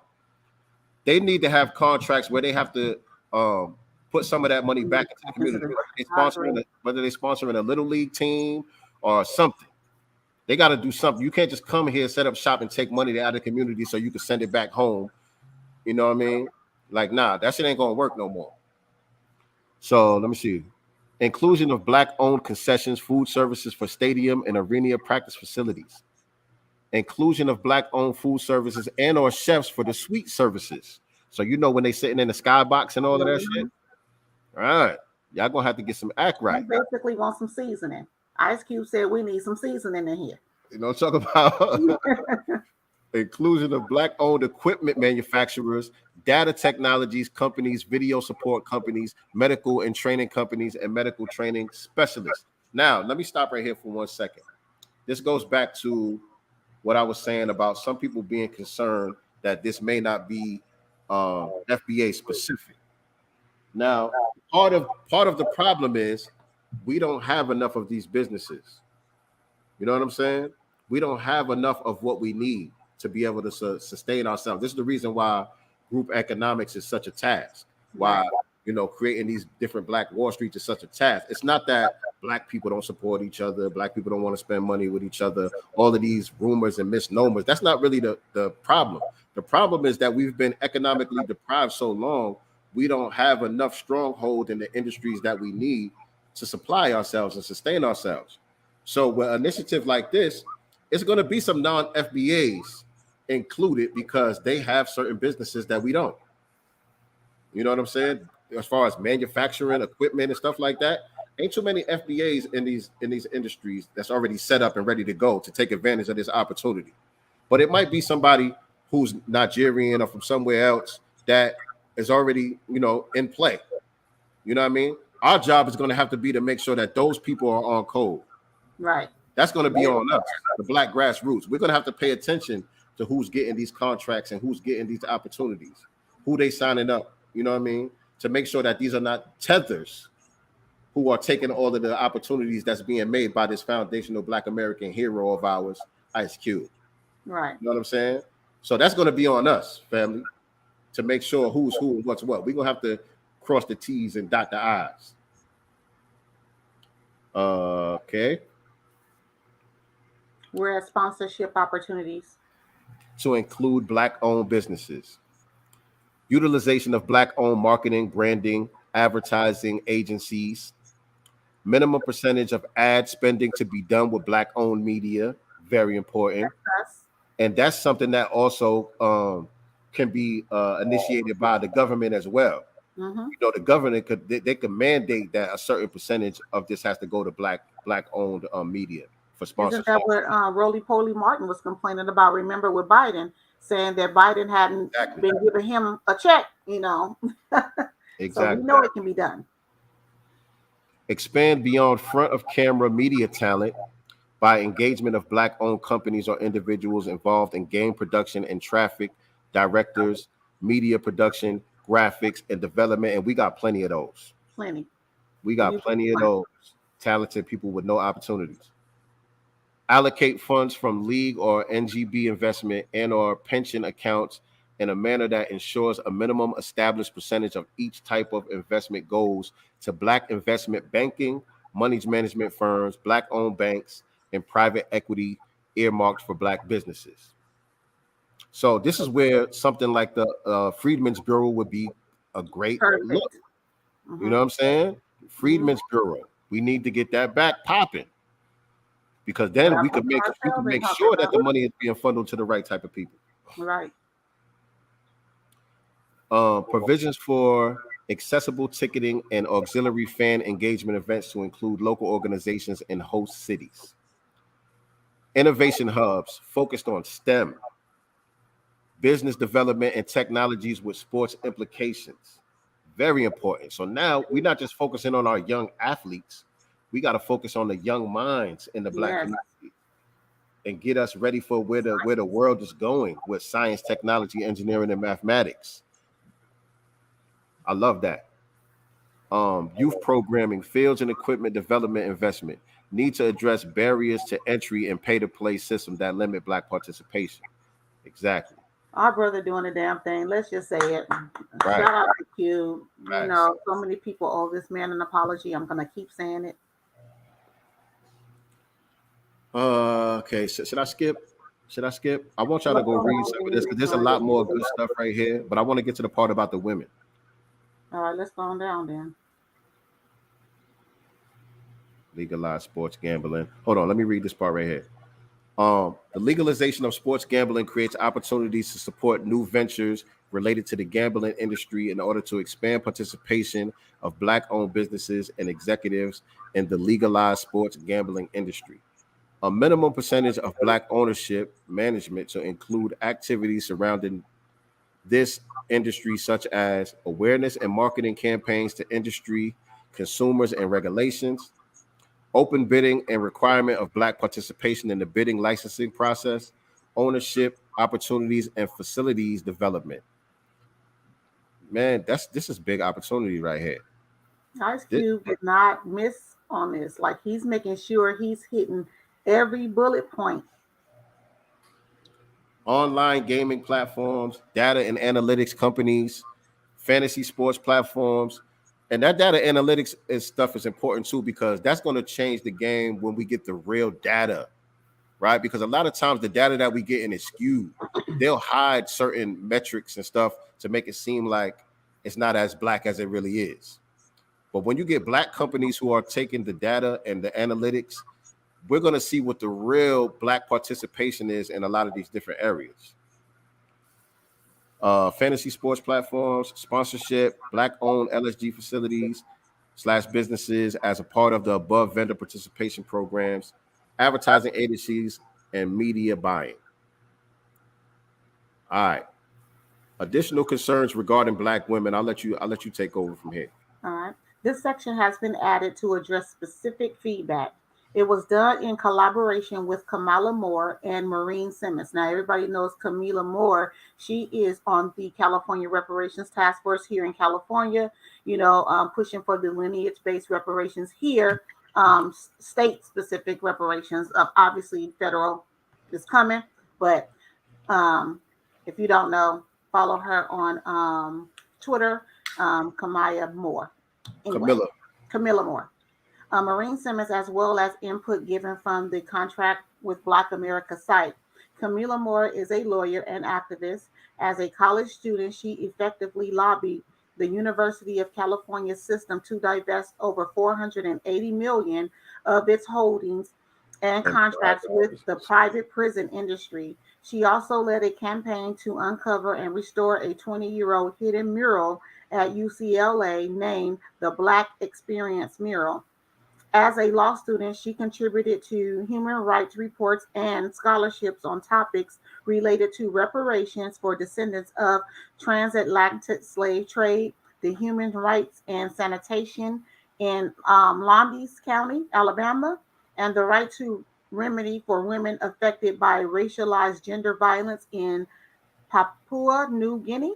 She holds a bachelor's degree from the University of California, Los Angeles, a Juris Doctorate degree from Columbia Law School, and a Master's of Law in International Criminal Law from the University of Amsterdam. Maureen Simmons has a unique 20-year background in employment law, mediation and negotiation, and leadership development. She lobbied for AB 392, California's Use of Force Bill, researched and drafted California's Historic Reparations Bill, AB 3121. That's the lineage-based reparations bill, by the way, and spearheaded Proposition 16, the statewide campaign to reinstate affirmative action. She holds a bachelor's degree in political science from the University of California, Berkeley. Black women who were enslaved. Hold on one second. So you know what's interesting to me about those credentials? Because she's pushing for lineage-based reparations with the California Task Force, and a lot of times, the naysayers, they try to make it seem like those of us who are pushing for that are anti-immigrant, or we just don't like foreigners for whatever reason. We xenophobic. But if you look at this woman's credentials, she has been putting in work all throughout the diaspora. You know what I'm saying? Helping out the women over there in Papua New Guinea. Right. You know what I'm saying? She has been a part of these Pan-African initiatives to help Black people all around the world. But she's doing the right thing by making reparations for the descendants of slaves a specific thing to those who descend from those people, because that's the right thing to do. Anybody who is not trying to do that, they know exactly what they're doing. They're watering down the reparations so that it becomes not reparations. Because once you start including everybody else, it's not reparations anymore.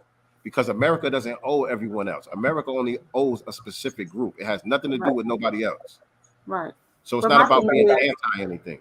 but so is NARC and NCOBRA anti-Foundation of Black Americans, since they're Yes. only focusing on reparations for their specific, people in the Caribbean and diaspora that were enslaved by the French, British, et cetera, et cetera. Are they anti-Foundation of Black Americans? Because theirs clearly does not include us. It's very specific, as ours is.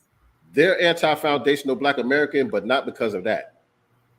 We didn't have a problem with them advocating for reparations from the British colonies and all of that for the Caribbean, because that makes sense. Mm-hmm. That's what it's supposed to be. But the fact that they over here in our business trying to muddy the waters is the reason why they're the ops. Yep. Those are the ops. Let me tell y'all something just off the record. We're not on the record, off the record, whatever. I have a family member that's also on the task force here in California, right? And, he knows my passion, my love for Black America, right? And getting what's owed to us, and so he says that he's like, I get so much pushback, and the pushback that I'm getting, it's not from other groups. It's from other Black people.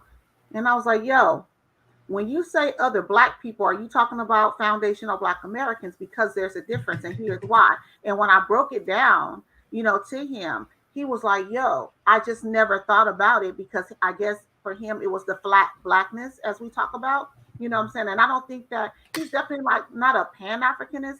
I just don't think that he thought that much into it. He saw other Black people, and that was it. He wasn't thinking about, well, where's He's this not person tapped in. from? He wasn't tapped in. He's definitely not tapped in. And so I literally had to break it down for him, because I'm just like, it's lineage based or nothing. We're not playing the game. You know what I'm saying? We're not including everybody, because that's going to muddy the waters. We cannot do a race-based reparations claim in the states or on the federal government, because it will automatically be kicked out. It has to be lineage-based. These people that are giving you the pushback know this. They're counting on you not knowing this. And Yes, this is exactly. how they get over. Exactly. That's facts. So I just wanted to throw that in. So Black women who were enslaved in the United States toiled American soil alongside Black enslaved men and children for over 25 years. 250. 250. I don't know what I'm seeing. I don't have my glasses on either, by the way, y'all. Essentially, enslaved Black American women gave birth to the United States. They were forced to neglect the well-being of their own children and families to breastfeed and even birth the children of their masters and mistresses. After emancipation, Black American women descendants of chattel slavery were still subject to state-sanctioned violence in the form of racial terror, lynchings, forced sterilization, and denial of civil rights afforded them under the 13th, 14th, and 19th Amendments. Today, Black American women live in an afterlife of chattel slavery and thus continue to face unique challenges derived from the enslavement and subjugation of their ancestors. Ice Cube did the damn thing, yo. Yeah, I meant to look that up too. I don't know what the 19th Amendment is. And honestly, too, and there's no gender divide here, even in this statement. Right. Because if you notice, they added the men in there. Right. You know what I'm saying? So let's be very clear. There's no gender war, no gender divide in that statement or in that paragraph. Right. Right. That's the reason why I wanted to read it too, because if you just look at the title of it, what I mean, if it wasn't coming from Ice Cube, I'd be like, oh, here we go with this shit. Mm-hmm. Here we go with this shit. But nah, it's on point, man. It's on point. So make sure y'all go check it out. Go to contractwithblackamerica.us, contractwithblackamerica.us, and read it, y'all. Read the two editions. Page right now. There's still a lot more bullet points on there that we didn't read, that we didn't touch, and it's all good stuff, man. There's nothing in there that I saw that had any red flags. Nothing. Mm-mm. The homework was done. The homework was, not only is there not any red flags, but there's stuff that I didn't even think about. That's right. Important. You know what I'm saying? Important. He covered a lot of ground with this, man. And he said, and they still refining it. They're not done. It's a living, breathing document. You know what I'm saying? They still researching and coming up with new things to add. Yeah, right.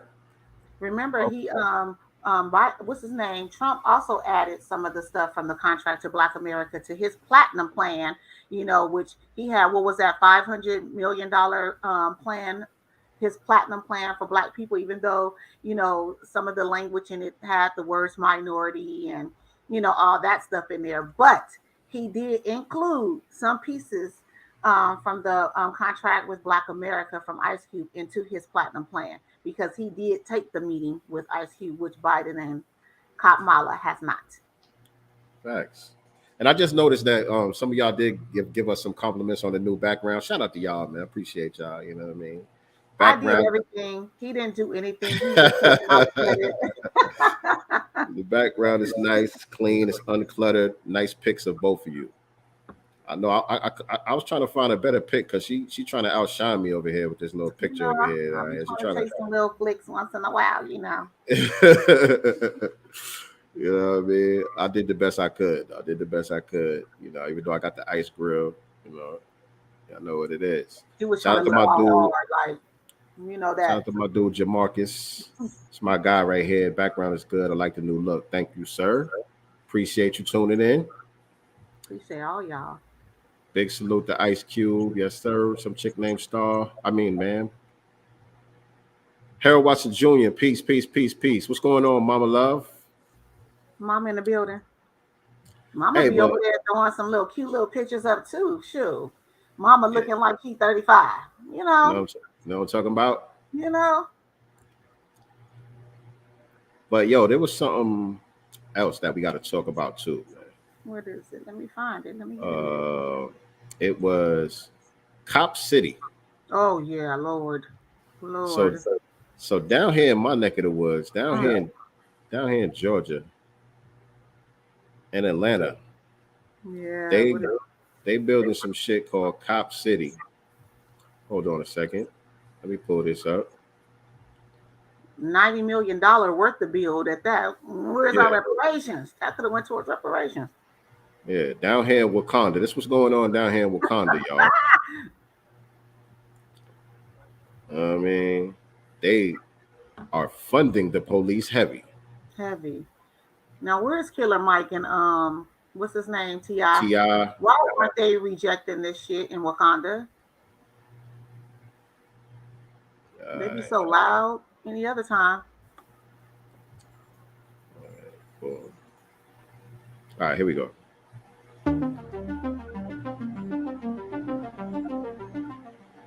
Cop City is a project to destroy over 380 acres of publicly owned forests in the city of Atlanta. Cop City is an urban warfare training facility that is funded by the Atlanta Police Foundation, which is a conglomerate of CEOs and different institutional presidents in the city of Atlanta. The facility would be a space where the police could practice tear gas explosions, bomb testing, have a shooting range, practice high-speed chases. Like, they're literally going to build a mock city of Atlanta to practice different urban warfare tactics.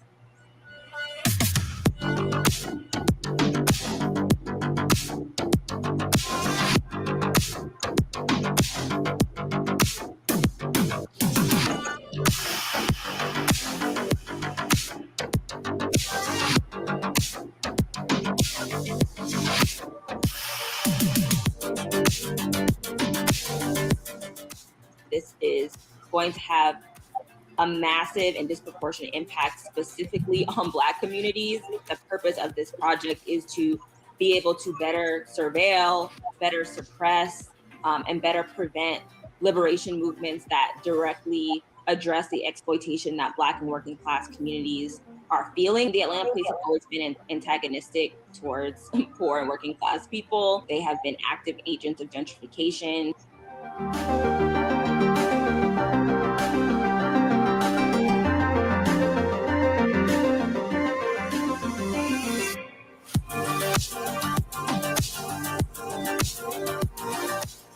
Having fewer trees is going to just make the temperatures rise even faster. and can create what it typically is called like a heat island, raising temperatures so high that they can be very dangerous for folks, especially, again, poor and working class people who are going to be most likely to not have air conditioning.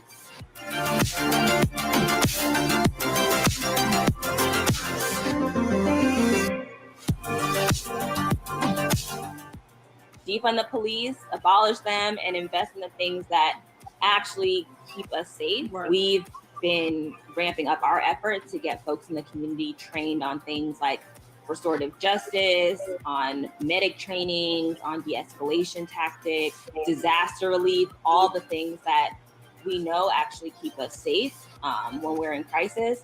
And so we don't need to call the police. Folks won't feel like they need to engage 911, that we'll have those skills in our community and can meet our own needs.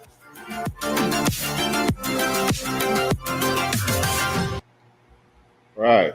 So that's what's going on down here. And I just want to say, well, first of all, let me read the copyright disclaimer. This is all fair use, by the way. Copyright disclaimer under Section 107 of the Copyright Act of 1976. Allowances made for fair use for the purpose such as criticism, comment, news reporting, teaching, scholarship, education, and research. Nonprofit education or personal use tips the balance in favor of fair use. So fair use on that right there. I know they have some music playing and all that. So they want to address everything but poverty in the Black community. They'll allocate resources for something like this, which doesn't help us versus helping with, people economically, programs for the youth, summer job programs. There's different things that they can use that $90 million for that will cut down crime so much, but they rather do it to, for warfare, basically. What our sister said, urban warfare. They would rather spend it on that than to fix the problem. Exactly. And thank you for posting that copyright disclaimer for us, Star. Appreciate that also. But yeah, and I don't know. I'm not familiar with that organization. You know what I'm saying? So I like what they're doing here. You know what I'm saying? I like what they're standing up for here. I like this initiative here to go against what they're trying to do as far as this. And so I support that. But I'm not familiar with the organization, and I'm not quick to just endorse a lot of these Black-looking organizations like that. But shout out to them for this one right here. Right. I love it, and I'm gonna look more into it, especially since I'm down here. This is my neck of the woods. I'm gonna look more into what they got going on to see how we all could get involved and help support. I think we all should look into it, because if they're going to do it there, this could be something that they do in every city.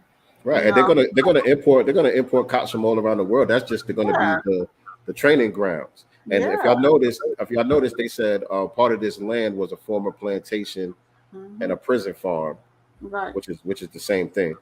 You know what I'm saying? And so none of that is coincidental either. You know what I'm saying? Like Lake Lanier, that's a Black underwater Black community. Right.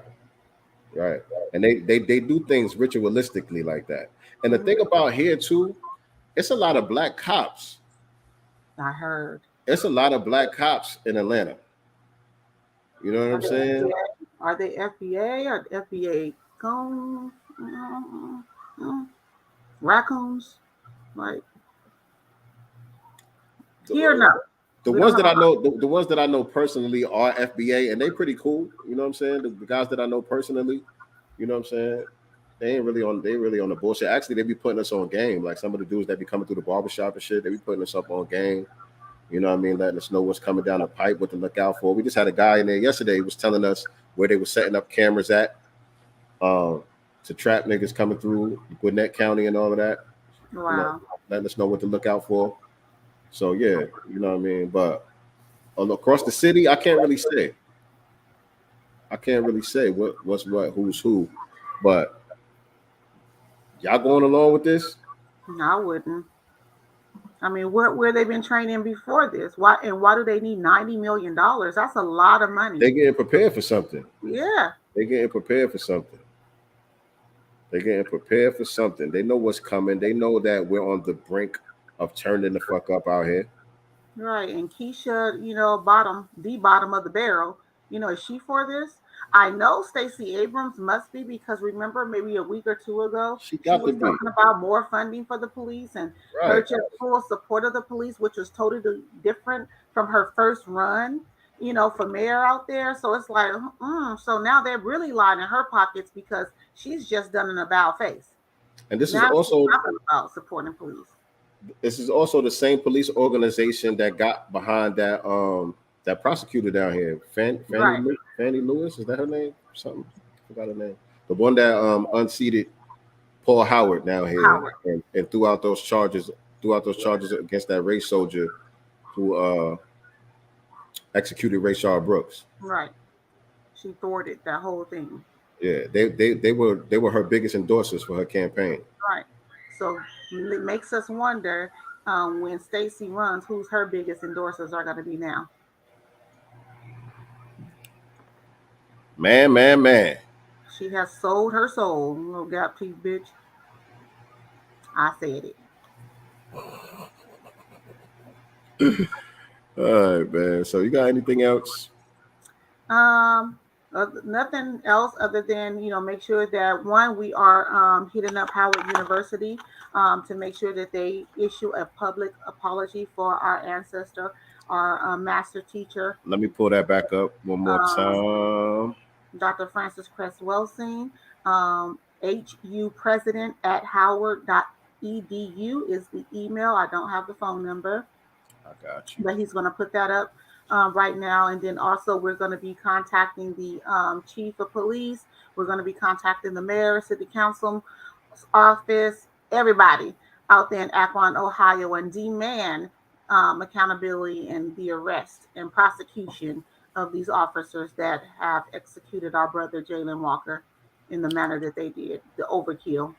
Yes, indeed. So yeah, these are the call to actions this week, family. Everybody make sure that you hit up Howard University President Wayne A.I. Frederick at HU President at howard.edu. The phone number to the office is 202-806-2500. And we are demanding a public apology for the firing of our great ancestor, Dr. Francis Cress Welsing, for her publishing the Cress theory. Everything that she said was 100% facts, and she should have never been punished or penalized or blocked from any opportunities for telling the truth. And so Howard University has benefited from Black people for the longest. Mm-hmm. They're supposed to be an institution that represents Black people. You know what I'm saying? And so for one of our heroes to be treated this way, terminated unjustly like this, the current president needs to issue a public apology. And so look for us to hold the space on Twitter talking about this as well. We'll probably be hosting the space sometime this week, soon, the next couple of days, to get the family galvanized and to spread the information so people can contact the president over there and demand this apology, because she does have a sister who is still living. Mama Lauren Welsing, I believe her name is, if I remember correctly. Mama Lauren Welsing is the last remaining Welsing still alive. She's in her late 80s or early 90s. And we want to gift that to her while she's still here. Public apology from Howard. So that's the information, family. HU President at howard.edu and 202-806-2500. That is the phone number. And let me pull up that Akron mayor information before we get out of here one more time too. And we're also still trying to figure out the hashtag that we're going to be using for Dr. Francis Cress Welsing. Yeah. What's the hashtag be for that? Howard owes Dr. Welsing. I don't know. Howard U owes Dr. Welsing. Hashtag Howard U owes Dr. Welsing. Something like that. We need a good hashtag, family. We need a good hashtag. We need to make it go viral. We need to make it trend. We need to get their attention, and we need to get that apology. All right. So help us out. If you guys got any ideas for the hashtag, hit me up in the inbox. Make sure you follow me. I'm at SincereluvdaGod on all social media platforms. And I'm Nicely Girl, #1 on Instagram, and Nicely Girl without the one on all other platforms. Right. So here go the information. Right now, everyone should be calling the Akron Police Department, Mayor's Office, and Akron City Council to demand accountability and transparency surrounding the shooting death of Jalen Walker. Now, if some people are trying to justify this shooting, then if it's justified, then they should have no problem being transparent. Exactly. And that's all we're demanding, right? We're demanding accountability and transparency surrounding this shooting death because we don't like the way this thing looks. And so they shouldn't have a problem being transparent if there was no wrongdoing, right? I mean, I don't know how you justify shooting someone that's on the ground over 60 times, but right. You know, that's just me. Right. But if that's what y'all want to say, then, you know, transparency is being demanded. So the phone number for the chief is 330-375-2244, 330-375-2244. And the mayor's office is 330-375-2345. If you guys want to contact the city council and all of these other places and all that, go to Sir Major's Twitter, SIRMAEJOR, Sir Major, and he has all the information on his Twitter page. I'm going to retweet it, as a matter of fact. Let me do that right now. So he's been holding spaces also in reference to that leading up to them releasing the video. So he has been holding spaces. So check him out. I believe he's having a space right now if you guys want to hop in there. Also, just want to point out that there's already a mammy on the ground because protests or, you know, the community is building up out there. And they have sent out some lady on here talking about voting and talking about abortion rights and stuff. And this is in the middle of a protest for Jalen Walker. This shit like this, we have to push back on and pack her ass up and run her out of there with her bullhorn and look like she got a jerry curl. Run her ass up off the block talking that stupid shit right now. Yeah, nobody want to hear that shit right now. Peace to the God, Jackson Harlem in the chat. I see you. Peace. And so, yeah, with that being said, that does it for today's episode of Sincere Love the God. I sound like TD. Shout out to TD Hip Hop. With all that being said, that does it for today's episode of Sincere Love the Godcast. Appreciate y'all joining us as always. Make sure that you hit the like button. Make sure that you share this out. Subscribe to the channel if you're watching this on Facebook or Twitter.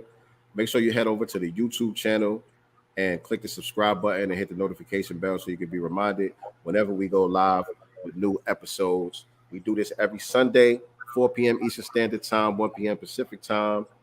And again, we are gearing up to launch season 2 of the Black Business Showcase. So look out for that very soon as well. Yeah. Also, shout out to our sister, Dr. Kenny from 9am Pharmacy. She is doing the damn thing, getting ready for the upcoming holiday. Our first annual Arutasasi holiday is coming up this December, right around the Christmas holiday. And she is organizing a 5K run to commemorate this holiday. And she's been doing the damn thing, man, promoting it real heavy all over social media. Make sure you guys are following the Arutasasi Run page on Instagram. And on Twitter. I believe she's on Twitter as well. Yeah, and on Twitter. I was trying to see if I know how to spell it real quick. Hold on a second. If you know Tut, then you know how to spell it. All right. It's RUTISUS. No, ARU. Oh, I said A. Did I say it? What did I say? RU. Did I? ARUTISUSERUN. Look at you. There you go. Yeah, make sure y'all following that page and stay in tune with our sister. She actually just put out a freestyle. You know what I mean? Bigging up the Arutasasi holiday, talking about our FBA history and all of that. And so, yeah, we supporting that sister too. I'm getting ready. I'm trying to get myself in shape so I could be ready to do my 5K. You can participate. Like the one on me. It's gonna be it's gonna be a live event in Tampa. She's doing a lot of giveaways and stuff like that. You know what I mean? For the event as well. but you also can participate virtually from wherever you are. Right. If you could do it on a treadmill, you could just go to the gym, or if you got the treadmill at the crib, or if you want to hit the streets, wherever you are, you can participate that way as well. So go to her page, register for the run, and let's get ready for this upcoming holiday this season. You know what? I'm so not. The max that I can do right now is 3 miles. That's good. The max. That's but good. I want to push. I need to start getting up in the gym though and push myself. Just add, some extra time on that. Yeah, and remember, you gotta pace yourself, man. You could walk if you need to walk. Yeah. You know what I'm saying? Run for a little while, walk for a little while, catch your breath. It doesn't matter. It's not a race. You know what I mean? Your time is your time. And so, yeah, it's a good thing. It's a productive thing. You know what I mean? On a personal level, and to create some camaraderie with the family. You know what I'm saying?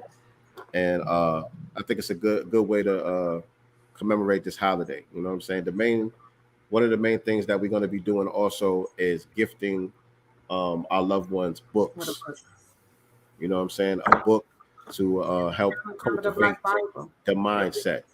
If you know someone that does not have the Black Bible, we recommend the Black Bible as the first one to give them. ISIS Papers, Keys to the Color Confrontation, one of my favorites. If you're here in California, there is a Black-owned bookstore here. It's in Long Beach on 4th Street called Shades of Africa. Always has this. She always has Tariq's movies. She has his books. She has everything, by the way. That's not the one that got closed down over there in Leimert Park, man, right? No. Shades of Africa is in Long Beach. Okay. All right. So yeah, family, that does it right there. Thank you guys for tuning in. Let me get this together over here. I'm going to the gym. Thank you, Jackson. Yeah, Jackson got it all in the chat. You guys make sure that you're paying attention to the links that the moderators are putting in the chat and all of that as well. Jackson. All of the information is there for you guys. And so we'll see y'all next week, man. Remember, we are not the master teachers, but we are the master students and signal boosters for the voices of the new Black media. See y'all next week, family. Peace and Black love. And reparations. Do for self or suffer the consequences. The wisdom of Elijah's inside of the conscientious. So I move. Grace and peace, Black family. This is Vicky Dillard, your sister with the curly braids. And I want you to get ready for the new Master Elements project, The Spear and the Shield. This vaccine isn't experimental. It's like a dandelion. You overlooking for their weird science. DJ RP Beats and Sincere Love the God have taken this time during the pandemic to carefully craft the soundtrack to Black empowerment with hot tracks like God Mind, featuring Sadat X of the legendary group Brand Nubians. We never die. I made an ancestral shrine. Let's see what's in the God's mind. Listen, I'm a law in the person of Sincere Love the God. That mean your arms too short like Tar Anthony Shaw. God painted me black. God painted me black. Thanks for that. I'm a bitch man. A letter to Dr. Francis Cress Welsing. I say to the ancestors. Dear Dr. Francis Cress Wilson, I just wanted to thank you for all the lessons you left us. So yes, I'm more than grateful. And the controversial song Buck Breaking God today. Why every Black show they gotta have a transgender? Either I'm crazy or there's gotta be a planned agenda. Get ready, Black family. This is a much needed project. This is The Spear and the Shield.